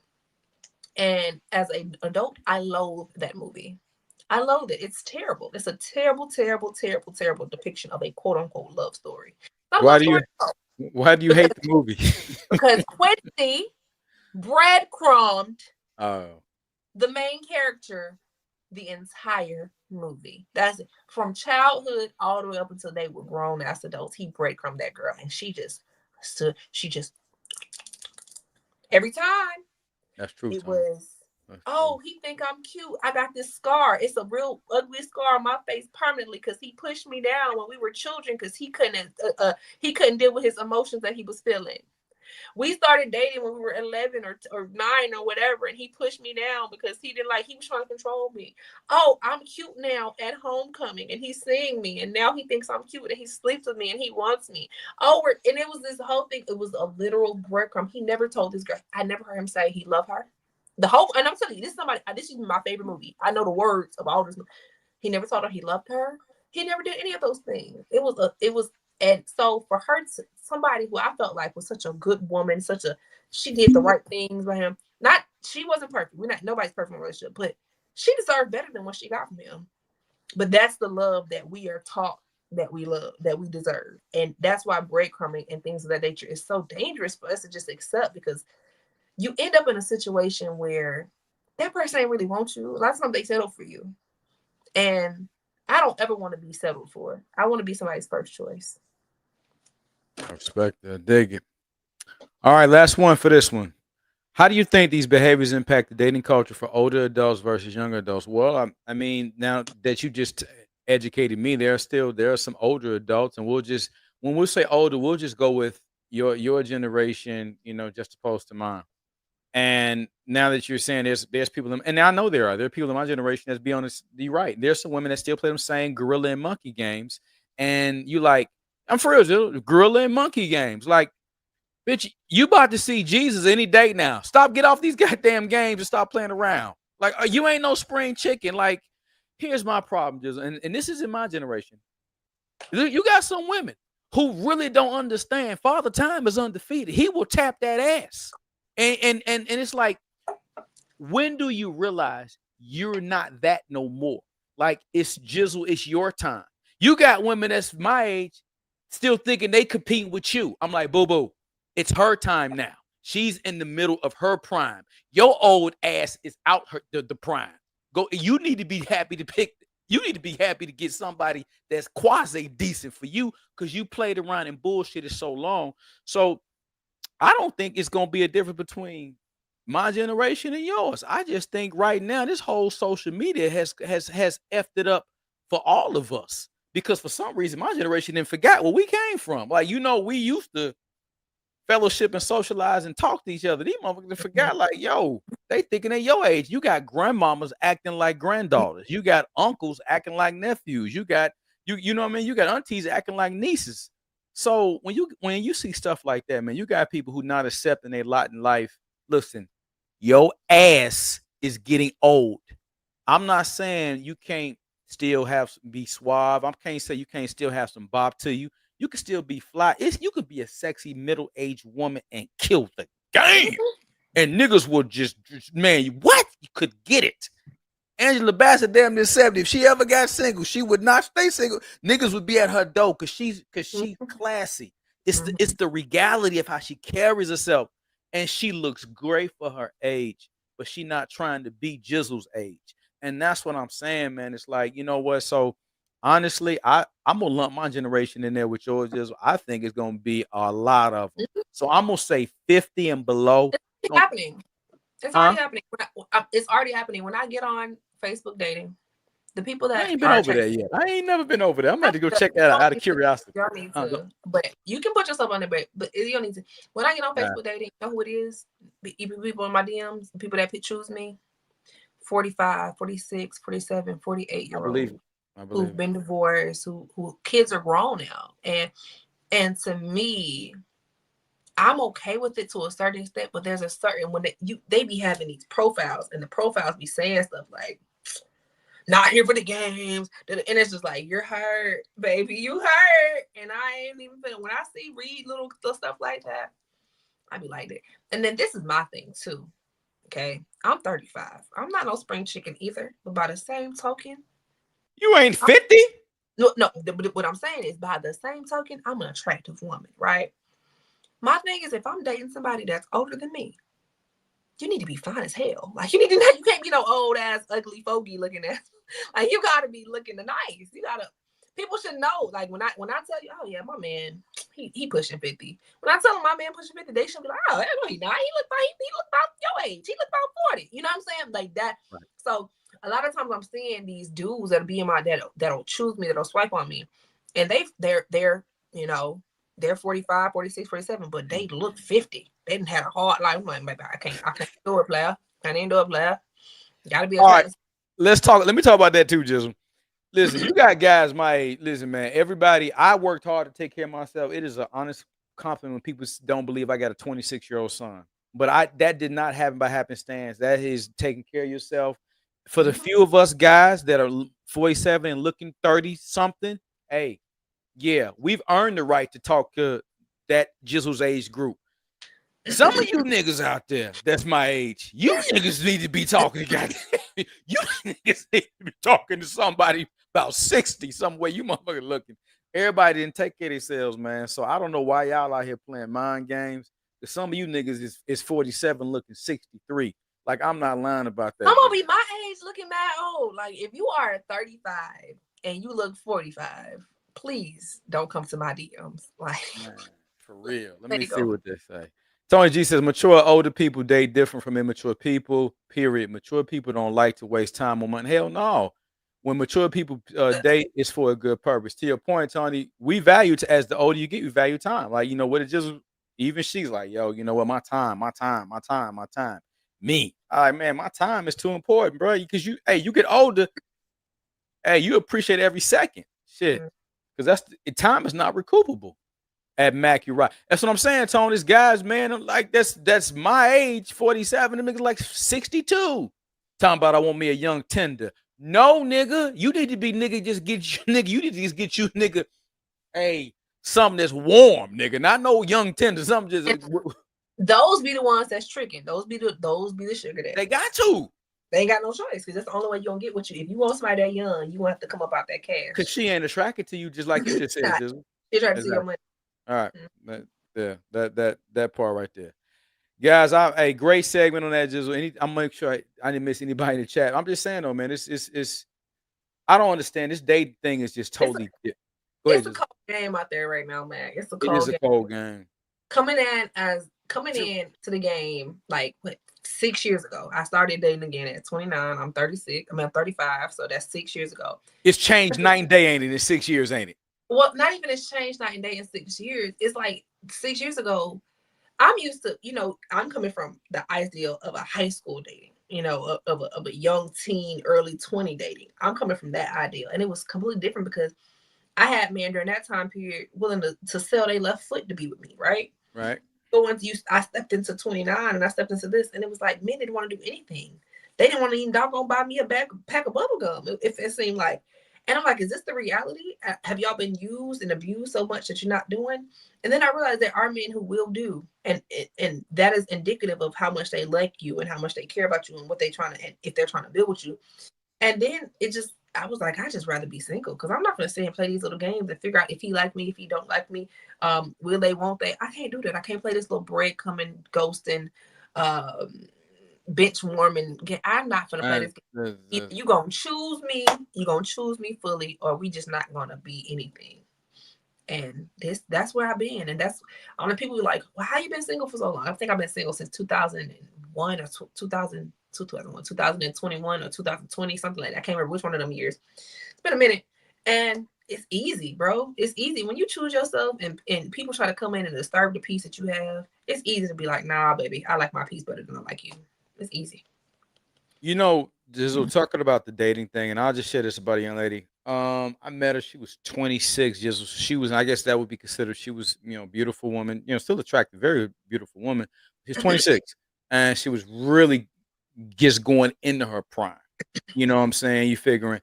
And I used to like, listen, your attitude, man. I'm like, listen, y'all, hey, you gonna end up alone with the attitude. I used to tell her, listen, ain't nobody gonna deal with that shit. But you 26, you having your way, like you said, Gizzle, niggas is throwing whatever, offering you this, that, and the third, because man, you in your sexual peak to them, you're entering into it where they like, oh, I got to get that. So niggas will say anything. You know what I'm saying? I always was old Chicago saying, a hard stick will talk soft. He would say anything, to get a job done. And I've recently ran into this girl again 8 years later, and you ought to see, Gizzle, the humility that she got now. And like how the reality hit. Like all of that shit. Now you sit up here talking about your friend's child and you a godmother, you taking pleasure in that. But you could have had your own kid and had your own family because you had opportunities. I'm not even talking, Gizzle, like the shit that you dealt with, where niggas wouldn't even just give you, just like last week, just basic shit. This is a woman I know for a fact niggas laid it out for red carpet treatment. But again, playing mind games, and when you see how that story ends and the regret and loneliness in a beautiful woman's face, it is so interesting, Gizzle, when you see them come to their own mortality of their sexual peak. I'll say it's a hell of a thing, Gizzle. Hell of a thing. For real. Imagine being at your sexual peak but not actually able to be sexual. Oh, that's got to be tough. Yeah, because you are in you at your apex right now. Yeah. It is what it is. I've accepted. Well, Donnie just messed it up for you, per you. So I say he messed it up for me. He messed it up for any man who I was thinking about throwing that thing on. So, all right. And Gizzle says she keeping it and they having it only her husband. Tony G says they can believe my daughter 30. Your daughter's 30? Oh, shit. Okay. They can't believe. Oh, they came back with Kent. My daughter's 30. Yeah, man, Tony. I'm saying, man, you look, young as well, man. You don't like you got no 30-year-old daughter, but that comes from us taking care of ourselves. And I got some peers, man. I'm like, bro, what the F have you been doing, my nigga? You said what, Gizzle? Eating bonbons. Niggas eat more than fucking bonbons. Looking at goddamn old. Them niggas is looking old. Them niggas like granddaddies. Like, nigga, we ain't that damn old. You niggas up here looking like grandpas. Anyway, guys, let me take a break, man. It has been good. Hey, time out. Let me borrow a moment of your time. Hi, my name is Marquise, and I'm the COFO, Chief Operation and Financial Officer here at Mactastic Media. And on behalf of Mac, myself, and the entire team here at Mactastic Media, we humbly thank you for tuning in to all our contents and shows. Everything from Cigar Chats with Mac to our awesome panel on the Purple Panties panel. We thank you for all your support. But there's a caveat. With everything, there's a cost for operation. Now, we are extremely grateful to be in this position, but this is where we need your help. How so? We need your help in giving and donation to continue the operation of this channel. Listed below are all the ways that you can give to all things Mac and Mactastic Media. Continue to help us be the #1 Black-owned media company here on social media and soon to be in the world. Again, I humbly thank you for your support, and I'm going to thank you in advance for the past, present, and future donations you're about to give it us. You are the reason we do this. And again, I thank you. Blessings. Blessings, man. Appreciate it. All right, guys. It's time for everybody's favorite segment. Respected or rejected. This is going to be what you got, Gizzle? What you got? Some yen? Pesos? From Mexico? And some pasties. All right. Respected or rejected. All right, these are gonna be good. We're gonna switch it up. We're gonna get the people a break. We're gonna go back to the scenarios. We done ran through a lot of people already. They're like, damn, they don't like nobody over there. We do like people. We just like real people over here. All right, respected or rejected. Date night with phones off. I respect that. I think that's dope, man. A date night with a phone off, like old school, like how it used to be. Like, yeah, I respect. I respect it as well. I enjoy. When you how good the vibe got to be for you to be at a date night and you don't even think about touching your phone. Like, the vibe got to be some type of vibe. That's a vibe, yo. Like, just put that boy down. Put that boy down for good. Oh my God. All right. Respect or rejected. Taking a social media break while dating. I respect that too. I don't have a problem with that. I mean, if it's gonna be a hindrance, let me tell you why. If it's gonna be a hindrance for you, stay off of social media. If you think that's gonna be a hindrance or deterrence for you or a distraction and you're trying to lock in, hey, you know yourself, I respect it. Why would I reject that? Go ahead, Gizzle. I'm all here for taking social media breaks. I don't know about if you need to take one for a relationship, but I'm all here. I think that too much. So, like, I've been thinking about taking one recently. Really? It's always easy. I always think about taking a social media break when my social media start popping again. Last couple things I posted on TikTok. I got 2,000 views on one thing on TikTok I posted the other day, like 2 days ago. I was like, how the heck? And it's like as soon as my social media started popping back up again, that's when I feel like I need a break. So, like, with everything that happened with the election, just seeing all this constantly, that is just bad for my mental, right? So I need to take a break. But by the same token, I just started posting these things and it's getting so many views and people interacting with it. It's irritating. So I don't know. Like, I don't know if for me, it wouldn't be taking a social media break for a relationship. That's weird to me, because why can't you be on social media if you in a relationship? I don't understand that. So I'm gonna reject that. I don't know. I feel like that's weird. If you feel like you can't, what's gonna happen when we in the relationship and you still got social media? Is that gonna make you slip? Like, I think no, just while dating, not in a relationship, just while dating that person. I guess you're trying to lock in and get to know them or something. I still think that's weird. Why can't you lock in? Like, you don't have the discipline to be like, I'm not gonna. To me, that's weird. Like, it shows lack of discipline, in my opinion. All right. Ken says, I respect him on the break now. Gizzle, how are you going to take a social media break and you're Gizzle on Purple Panties? How are you going to do that? I don't know what you want from me. Like, how are you going to take a social media break? You're Gizzle. Like, what are you going to do? You're just going to just disappear after? You know, when I did the show, I was on a social media break. When I did Asking for a Friend, I was on a social media break. I didn't get back on until like that January. So we filmed in October. I didn't get back on social media until about January. So you're just gonna show up on Fridays, do the show, and just cut everything off. Okay. I don't know. We'll see. I don't. My mental ain't been right, yo. And I've been crashing out lately, and I don't want to. When I crash out hard. So I don't want to crash out. All right, y'all. Respect or reject it. Posting about your relationship every day. Reject it because I don't care. I don't want to see your relationship. I don't give a flying. I don't care. I reject it. Them people like that, they want to be couple goals so bad, but they be having all the internal issues. Yeah, I reject it. Ken says social media gets on my nerves after a few months. It does. Yeah. All right. Respect or reject it. Waiting 90 days for sex. What the fuck does that prove? Like, I don't understand that 90 days. Like, what is that gonna prove? If a nigga ain't shit, he ain't shit. 90 days, he can lay dormant and do what he want to do. I don't understand that. Hey, teach his own. I respect if it works for you, but to me, it's asinine. But teach his own. Go ahead, just. I respect it, and this is why I respect it. And I don't want to say 90 days. I just want to say waiting in general. We put numbers on it. I say waiting in general.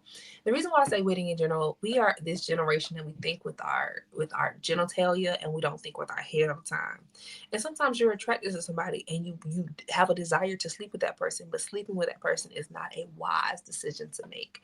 And sometimes you can't see in the beginning that's not a wise decision to make, and you choose to make the decision and then you realize afterwards and you have regret.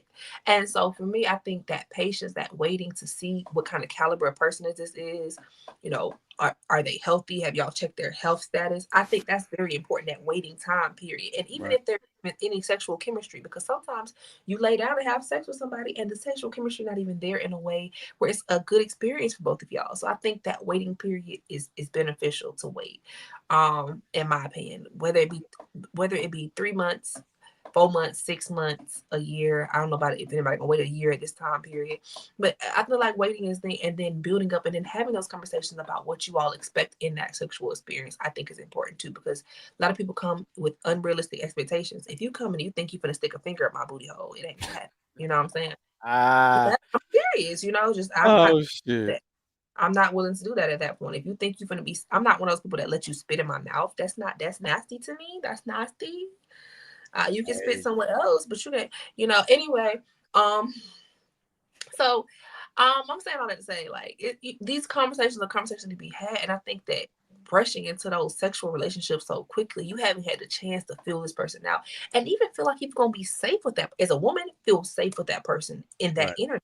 Because sometimes you have men who are really into like degrading women during sexual interactions, you know, slapping them and caring like, don't slap me anywhere besides my buttocks. Okay, don't do none of that. If you try to slap me in my face when we're intimate, I'm gonna have a problem. But some girls like that, but I'm gonna have. I know a lot of girls like that.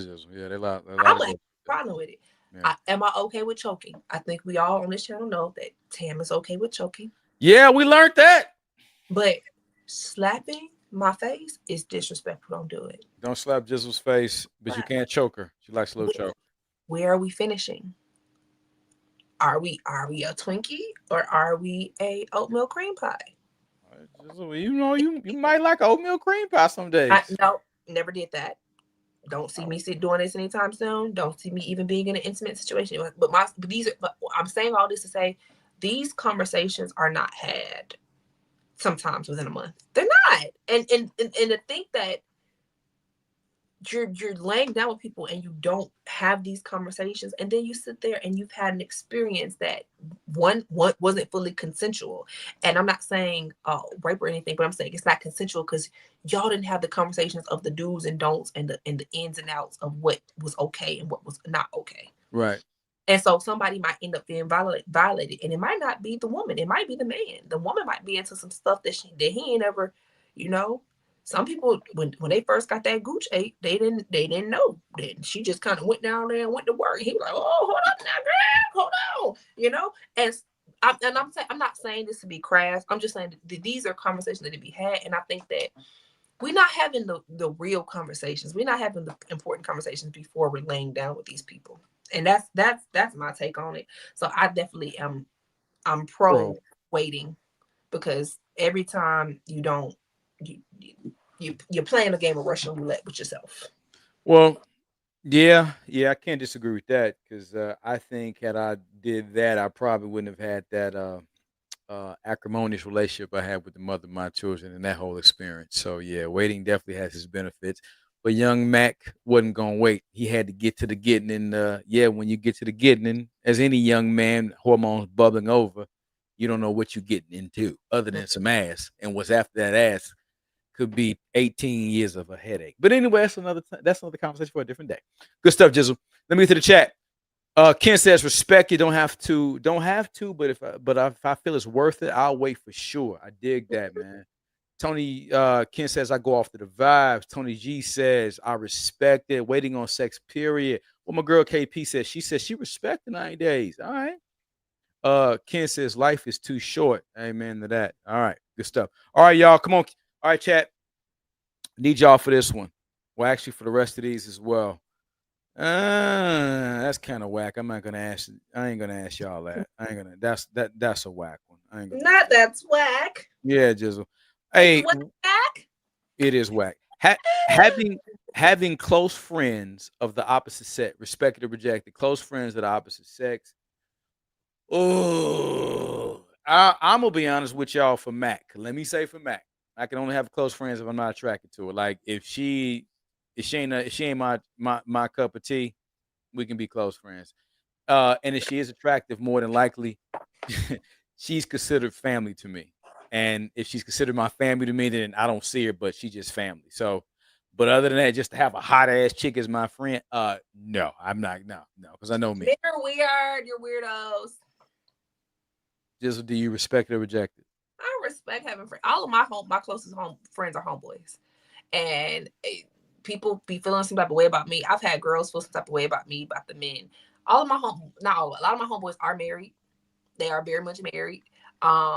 And even before they were married, people that they dated felt intimidated by me. And I'm like, why? I don't like him. I don't want him. That's the bro. That is literally the bro. I had a girl like beefing with me over this dude. He wasn't cute at all. This is just the homie. Like first and foremost, I have 4 brothers. I have 4 biological brothers. One has since passed away, but I have 4 biological brothers. In addition to that, I have an additional 3 stepbrothers. Okay. My brother has 3 boys. And I've been around men as far as like my immediate family. Well, it's a lot of more women, but when I'm talking about siblings, that's who I'm around. So that's the first thing, right? Got it. In that, I'll never forget. I was in the 5th grade. And I was in the 5th grade,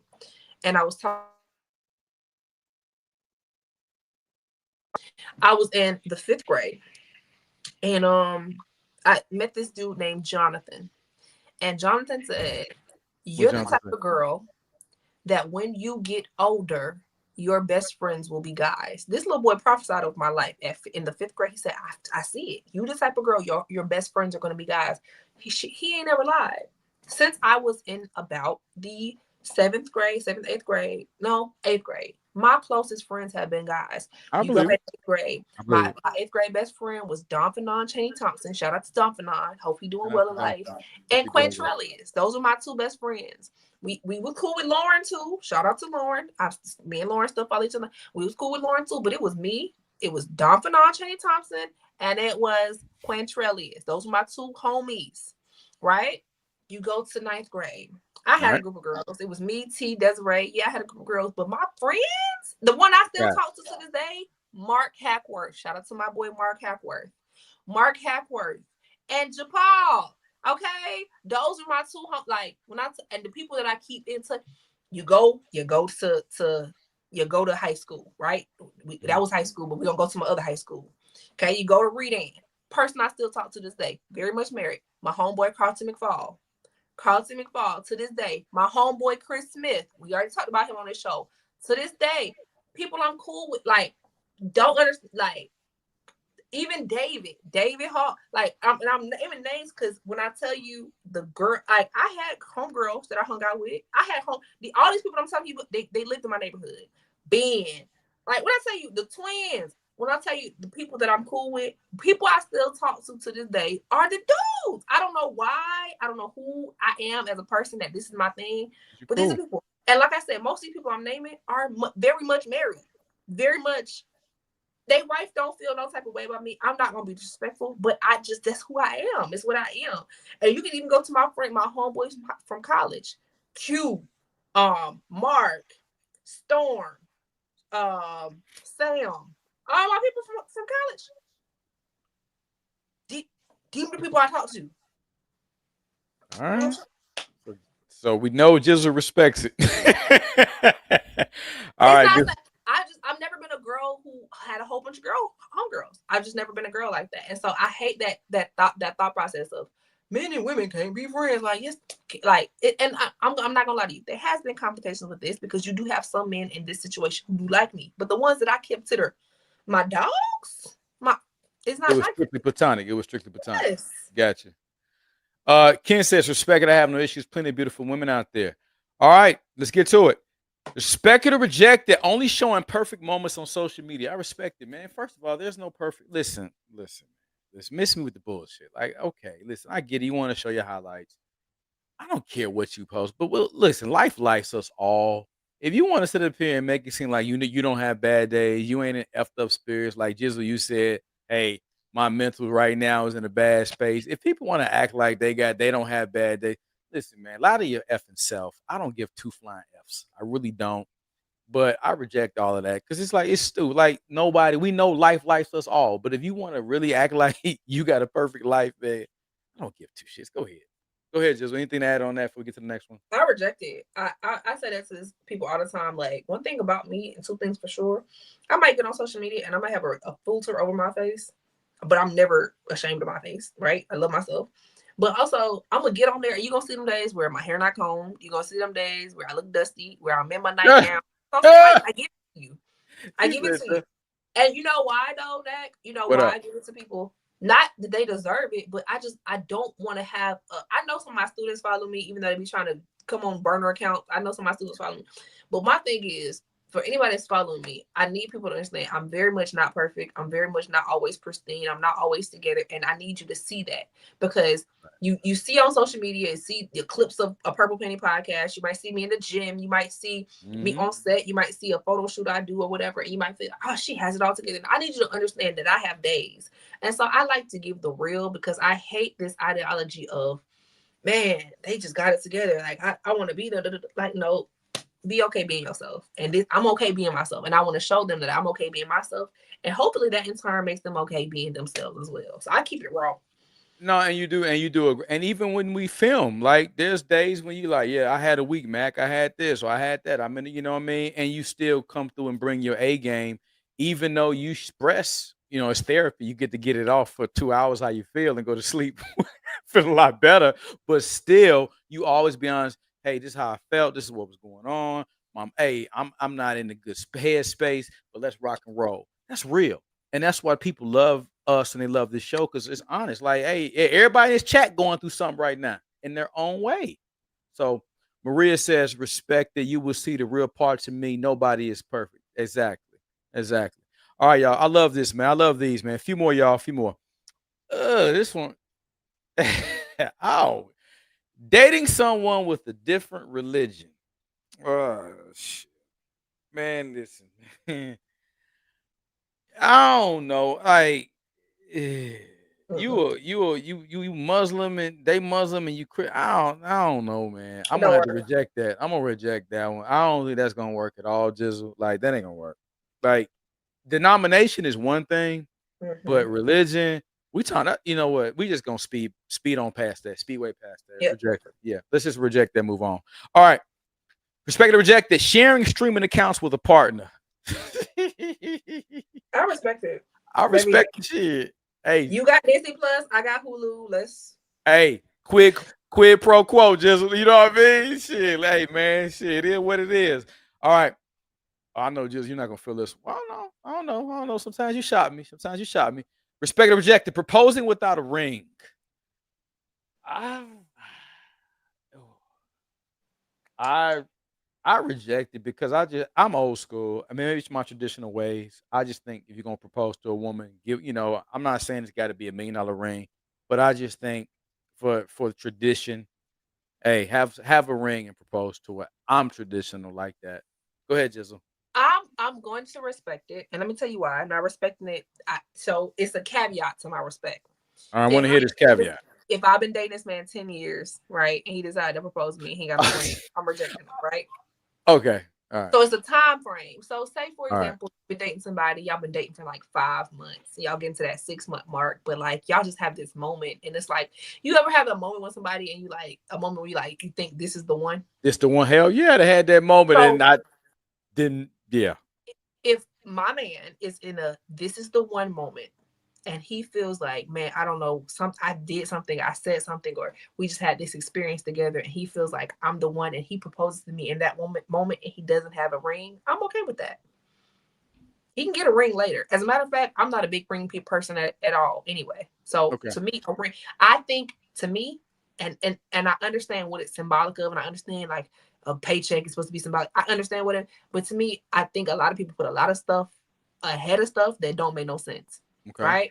So for me, I don't need a $10,000 ring or 20 or a 50 or I don't need that. So to me, a ring is not that important in the first place.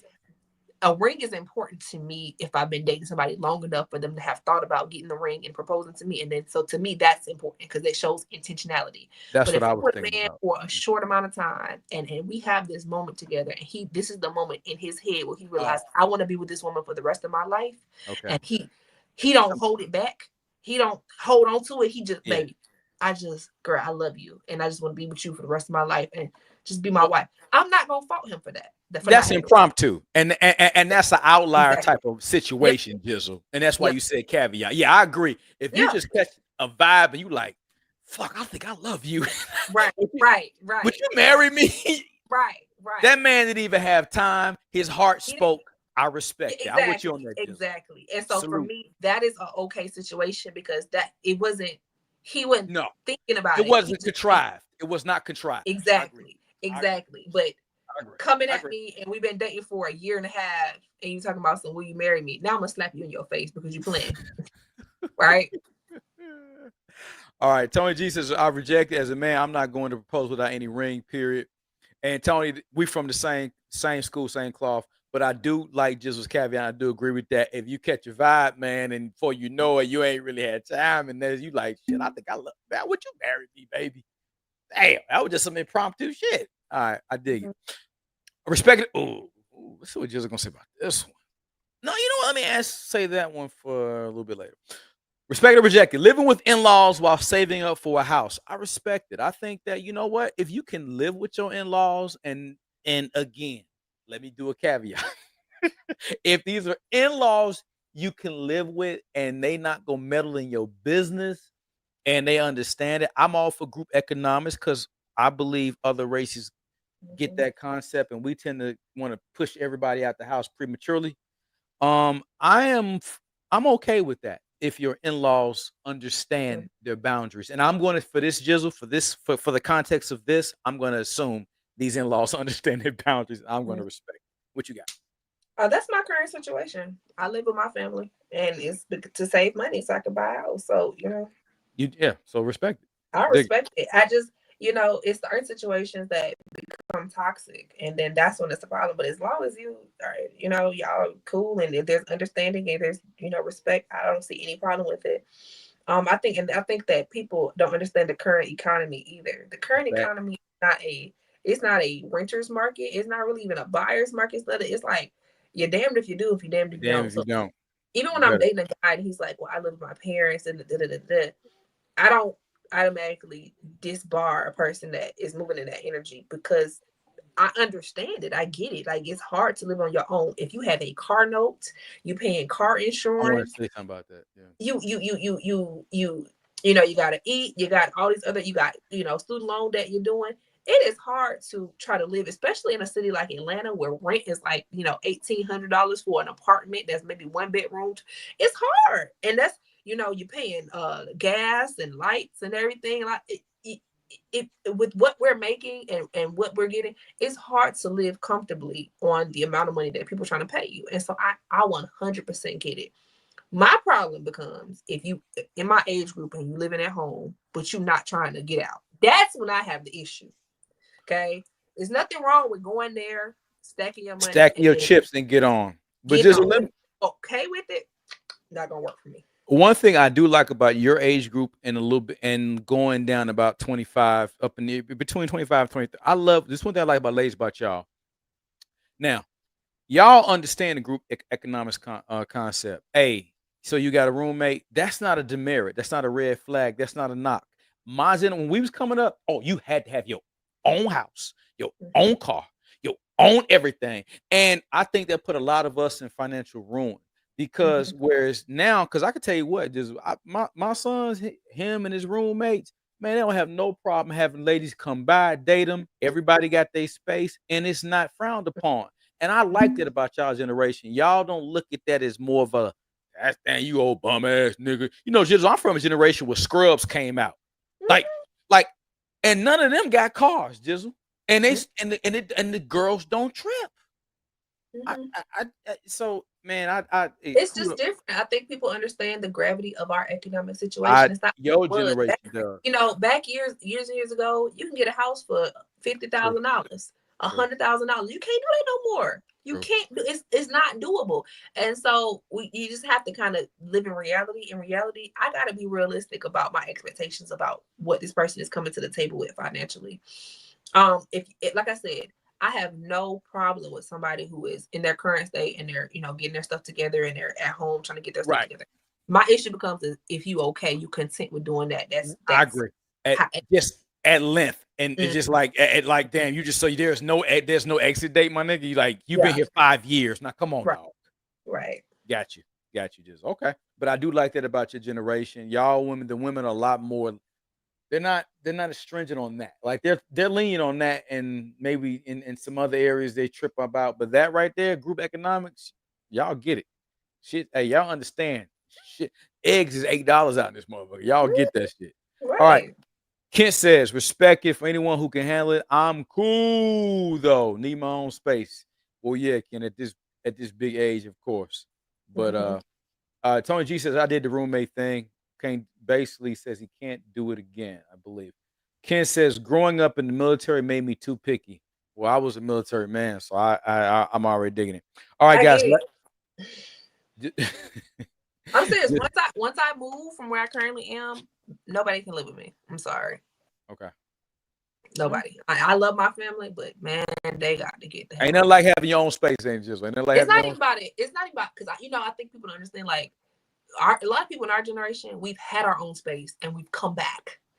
So I had my home place at 22, 2-bedroom apartment out in Huntsville. And I was paying that rent and everything. But baby, I was living on an air mattress. Okay, it was a struggle life. After that, I got a roommate. And then I went to Korea and I was by myself for 3 years over in Korea. So it's not that I don't understand that alone, but it's just something about, you clean the whole house and then you go back and 5 minutes later there's shit on the floor and you just sitting there like, I will kill everybody in this bitch. It's a different feeling. So once I get this my own spot, it's a wrap. Don't drop it like it's hot. Okay. All right. Tony says I was interested in military at age 16. I've been on my own since. Yeah, I dipped at 18 and looked back. All right, guys. Last two, man. Great show, man. Really great show. All right, last two. Asking for respect. I know, right? Wait. Because you can't even say it out loud. You talking about you rejected already?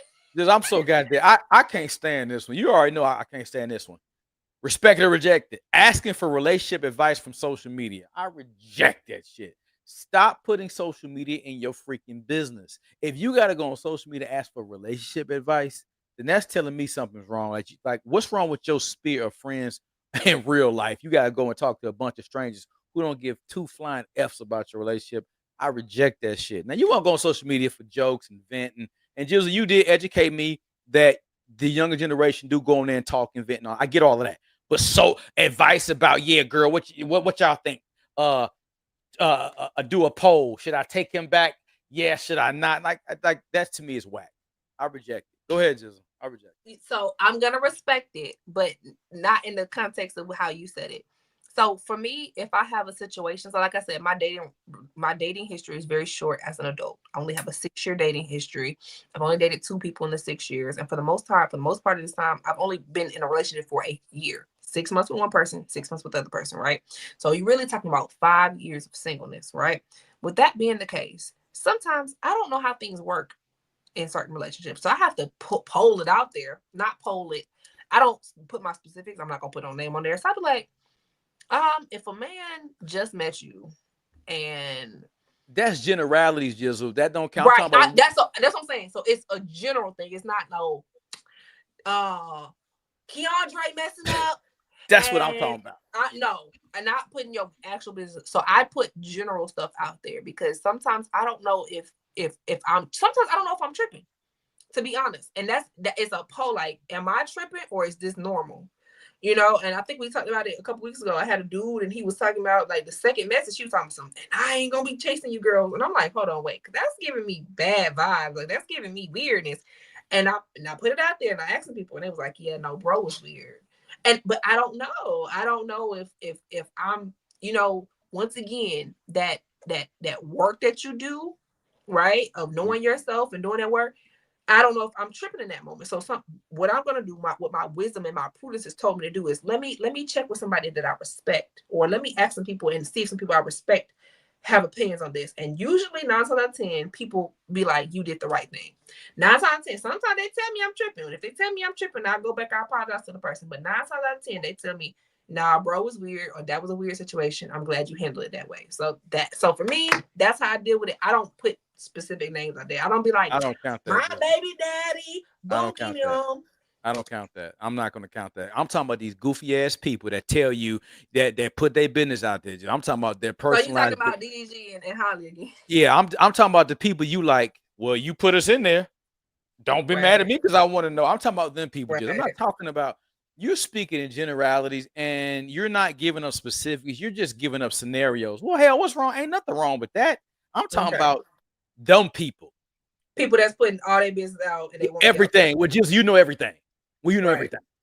No, I reject those people. What you talking about? That ain't no. That happened to me recently, and I was surprised. I thought the people still together, and I found out they weren't. I was like, oh, dang. He's like, I ain't got no car. She didn't took the babies from me. I was like, whoa, I just saw y'all together. All right, now. Yeah. Ooh. I didn't know that. He put I found 2 more because it would bother me if I don't ask this for this show. Okay. Dating outside of your social economic class, respect it or reject it. Ooh, man. Ooh, that's a good one. That would kill me if I didn't answer that. I'm gonna kick that one off. As a man, dating outside your social economic, personally, I don't care how much money she make. I ain't never really tripped on that. That ain't because if it's predicated on money, that's not value. That's not leadership. That's not really, because women got money, man, these days. You got to bring way more than money to the table for a woman. So as a man, I'm bringing leadership. I'm bringing stability. I'm bringing strength and all the things that money can't buy. So I'm going to say I respect it if you can pull it off. Gizzle, what you going? Dating outside your social economic status, your class. So if a dude, Gizzle, you've dated homosexuals, so you dated low and that didn't work. And you've dated guys who made a lot of money and there was some issues with that. What's your take on it? Respect it or reject it? I reject it because if we're talking about out of my social economic level, right? We're talking about low and high. So that's a gamut that we can run. And at this point in my life, I'm not dating nobody that don't make at least the same amount of money or comparable to me. I can't do it no more. And I'm not saying that to crap on people that don't make the money that I make, but I've seen it, and this is what I've seen. I don't have a problem if I like a person and he not making as much money as I'm making. I don't have a problem with that. You ain't. But he had the problem, right? The man had the problem.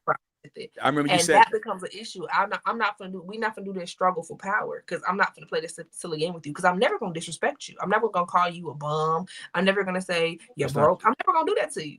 But you're gonna feel that inherently because you're not comfortable where you are. So I'm not. That's on him. Exactly. I'm not gonna put myself in that position. So for me, I have to reject it because dating up would be nice, right? Dating around my age, your pay scale, nice. Yeah, right. But I can't do lower. Them lower people, I just can't do it. I can't be with them people that gotta borrow $20, every couple, I can't do that because I respect it. I don't have to borrow $20 from nobody. I respect that. Okay. Yeah. All right. Chad, what about y'all? I respect that. KP says she respected. If my daughter and her future husband wanted to stay home, I've supported. Okay. Oh, okay. KP must have been a few back. I work in affordable houses, so I overstand. Yeah, man. Yeah, man. Hell yeah. Shit ain't cheap out here. Eggs is $8, damn it. Respect it. I'm not dating a broke woman. I'm sorry. These days are over. All right, Tony G. All right. I just want to, if she's a good woman, let me see, respect it. I don't even worry about any of that. If we don't work, it's not going to be because of money. It's going to be personality and compatibility. Hey, amen to that, Kent. Kent, I'm on you. Money for me, I've had women that made a lot of money, and I've had women that didn't make as much, that didn't hardly make any money. If you a good woman, that's all I don't look for a woman and her money. That's not a deciding factor for me. I don't. If you're a good woman and you're good to me, because if you got money and I can't stand your monkey ass, then it don't matter no damn way. But if you ain't got as much money and you work at when you work and you a good woman and you work and you work at that McDonald's what's that McDonald's drive through and you a good woman is a good woman. If you can find one wherever she at, get a good woman. That's all I care about. So we'll leave that alone. I can't stand your monkey ass. Gizzle. That's my saying. They monkey ass. All right, last one, y'all. It's been an amazing show. I'm gonna let Gizzle get her some rest, y'all. She been thugging it out with me. All right, respect it or reject it. The last one. Rekindling a relationship with an ex. I reject it. I'm gonna tell you why. I've tried it and the shit never works. Cause you ever wondered, Gizzle, and you had an ex, you get back, and then shortly after, people like, no wonder why this motherfucker became my ex. It's always, I find that reason like, no wonder why I stopped talking to you. It's like, it's a reason why that became your ex. And so for me, I've never had success trying to, resuscitate dead lungs. If ain't no air in there, it's over with. Just let it die, man. I'm sorry, y'all. Matt gonna reject that. No more exes for me. I'm not spinning the block back. I'm not doing it. I'm not doubling it back. I reject it. I've never spent the block on anybody. I've had people try to spin the block on me, and I had an ex that I love, and it was my high school sweetheart. He's since passed away, and I know that man loved me. I know his mama loved me. I know his grandma loved me. He met my dad before my dad passed away, so I know, and there was so much love there, and I loved him, but I was not in love with him, and that was never gonna work. We weren't on the same playing field ever. And he tried to circle the block a couple times, and I knew he would call me every now and then, but it wasn't gonna work because we were not on the same playing field, and I knew it. So I'm not really one for circling the block. I'm not really one for. There's no ex that I've been with that I've ever dated that I'm like I should go back to, or even some people that I even talked to that I even considered dating. I'm thinking I should go back to, except for that one I told you about last week. But even him, I can't fool with him because he don't like me. Yeah, you said you can't deal with that. You said that wouldn't be good for your mental. It wouldn't be me with my because he don't like me for real. So yeah, I don't do all that circling the block, going back and forth. I think once again, like you said, if a person is an ex, if a relationship didn't work out, it didn't work out for a reason. Leave it there. The fact that it didn't work out and keep it pushing. Let's stop trying to resuscitate dead lungs. Thank you.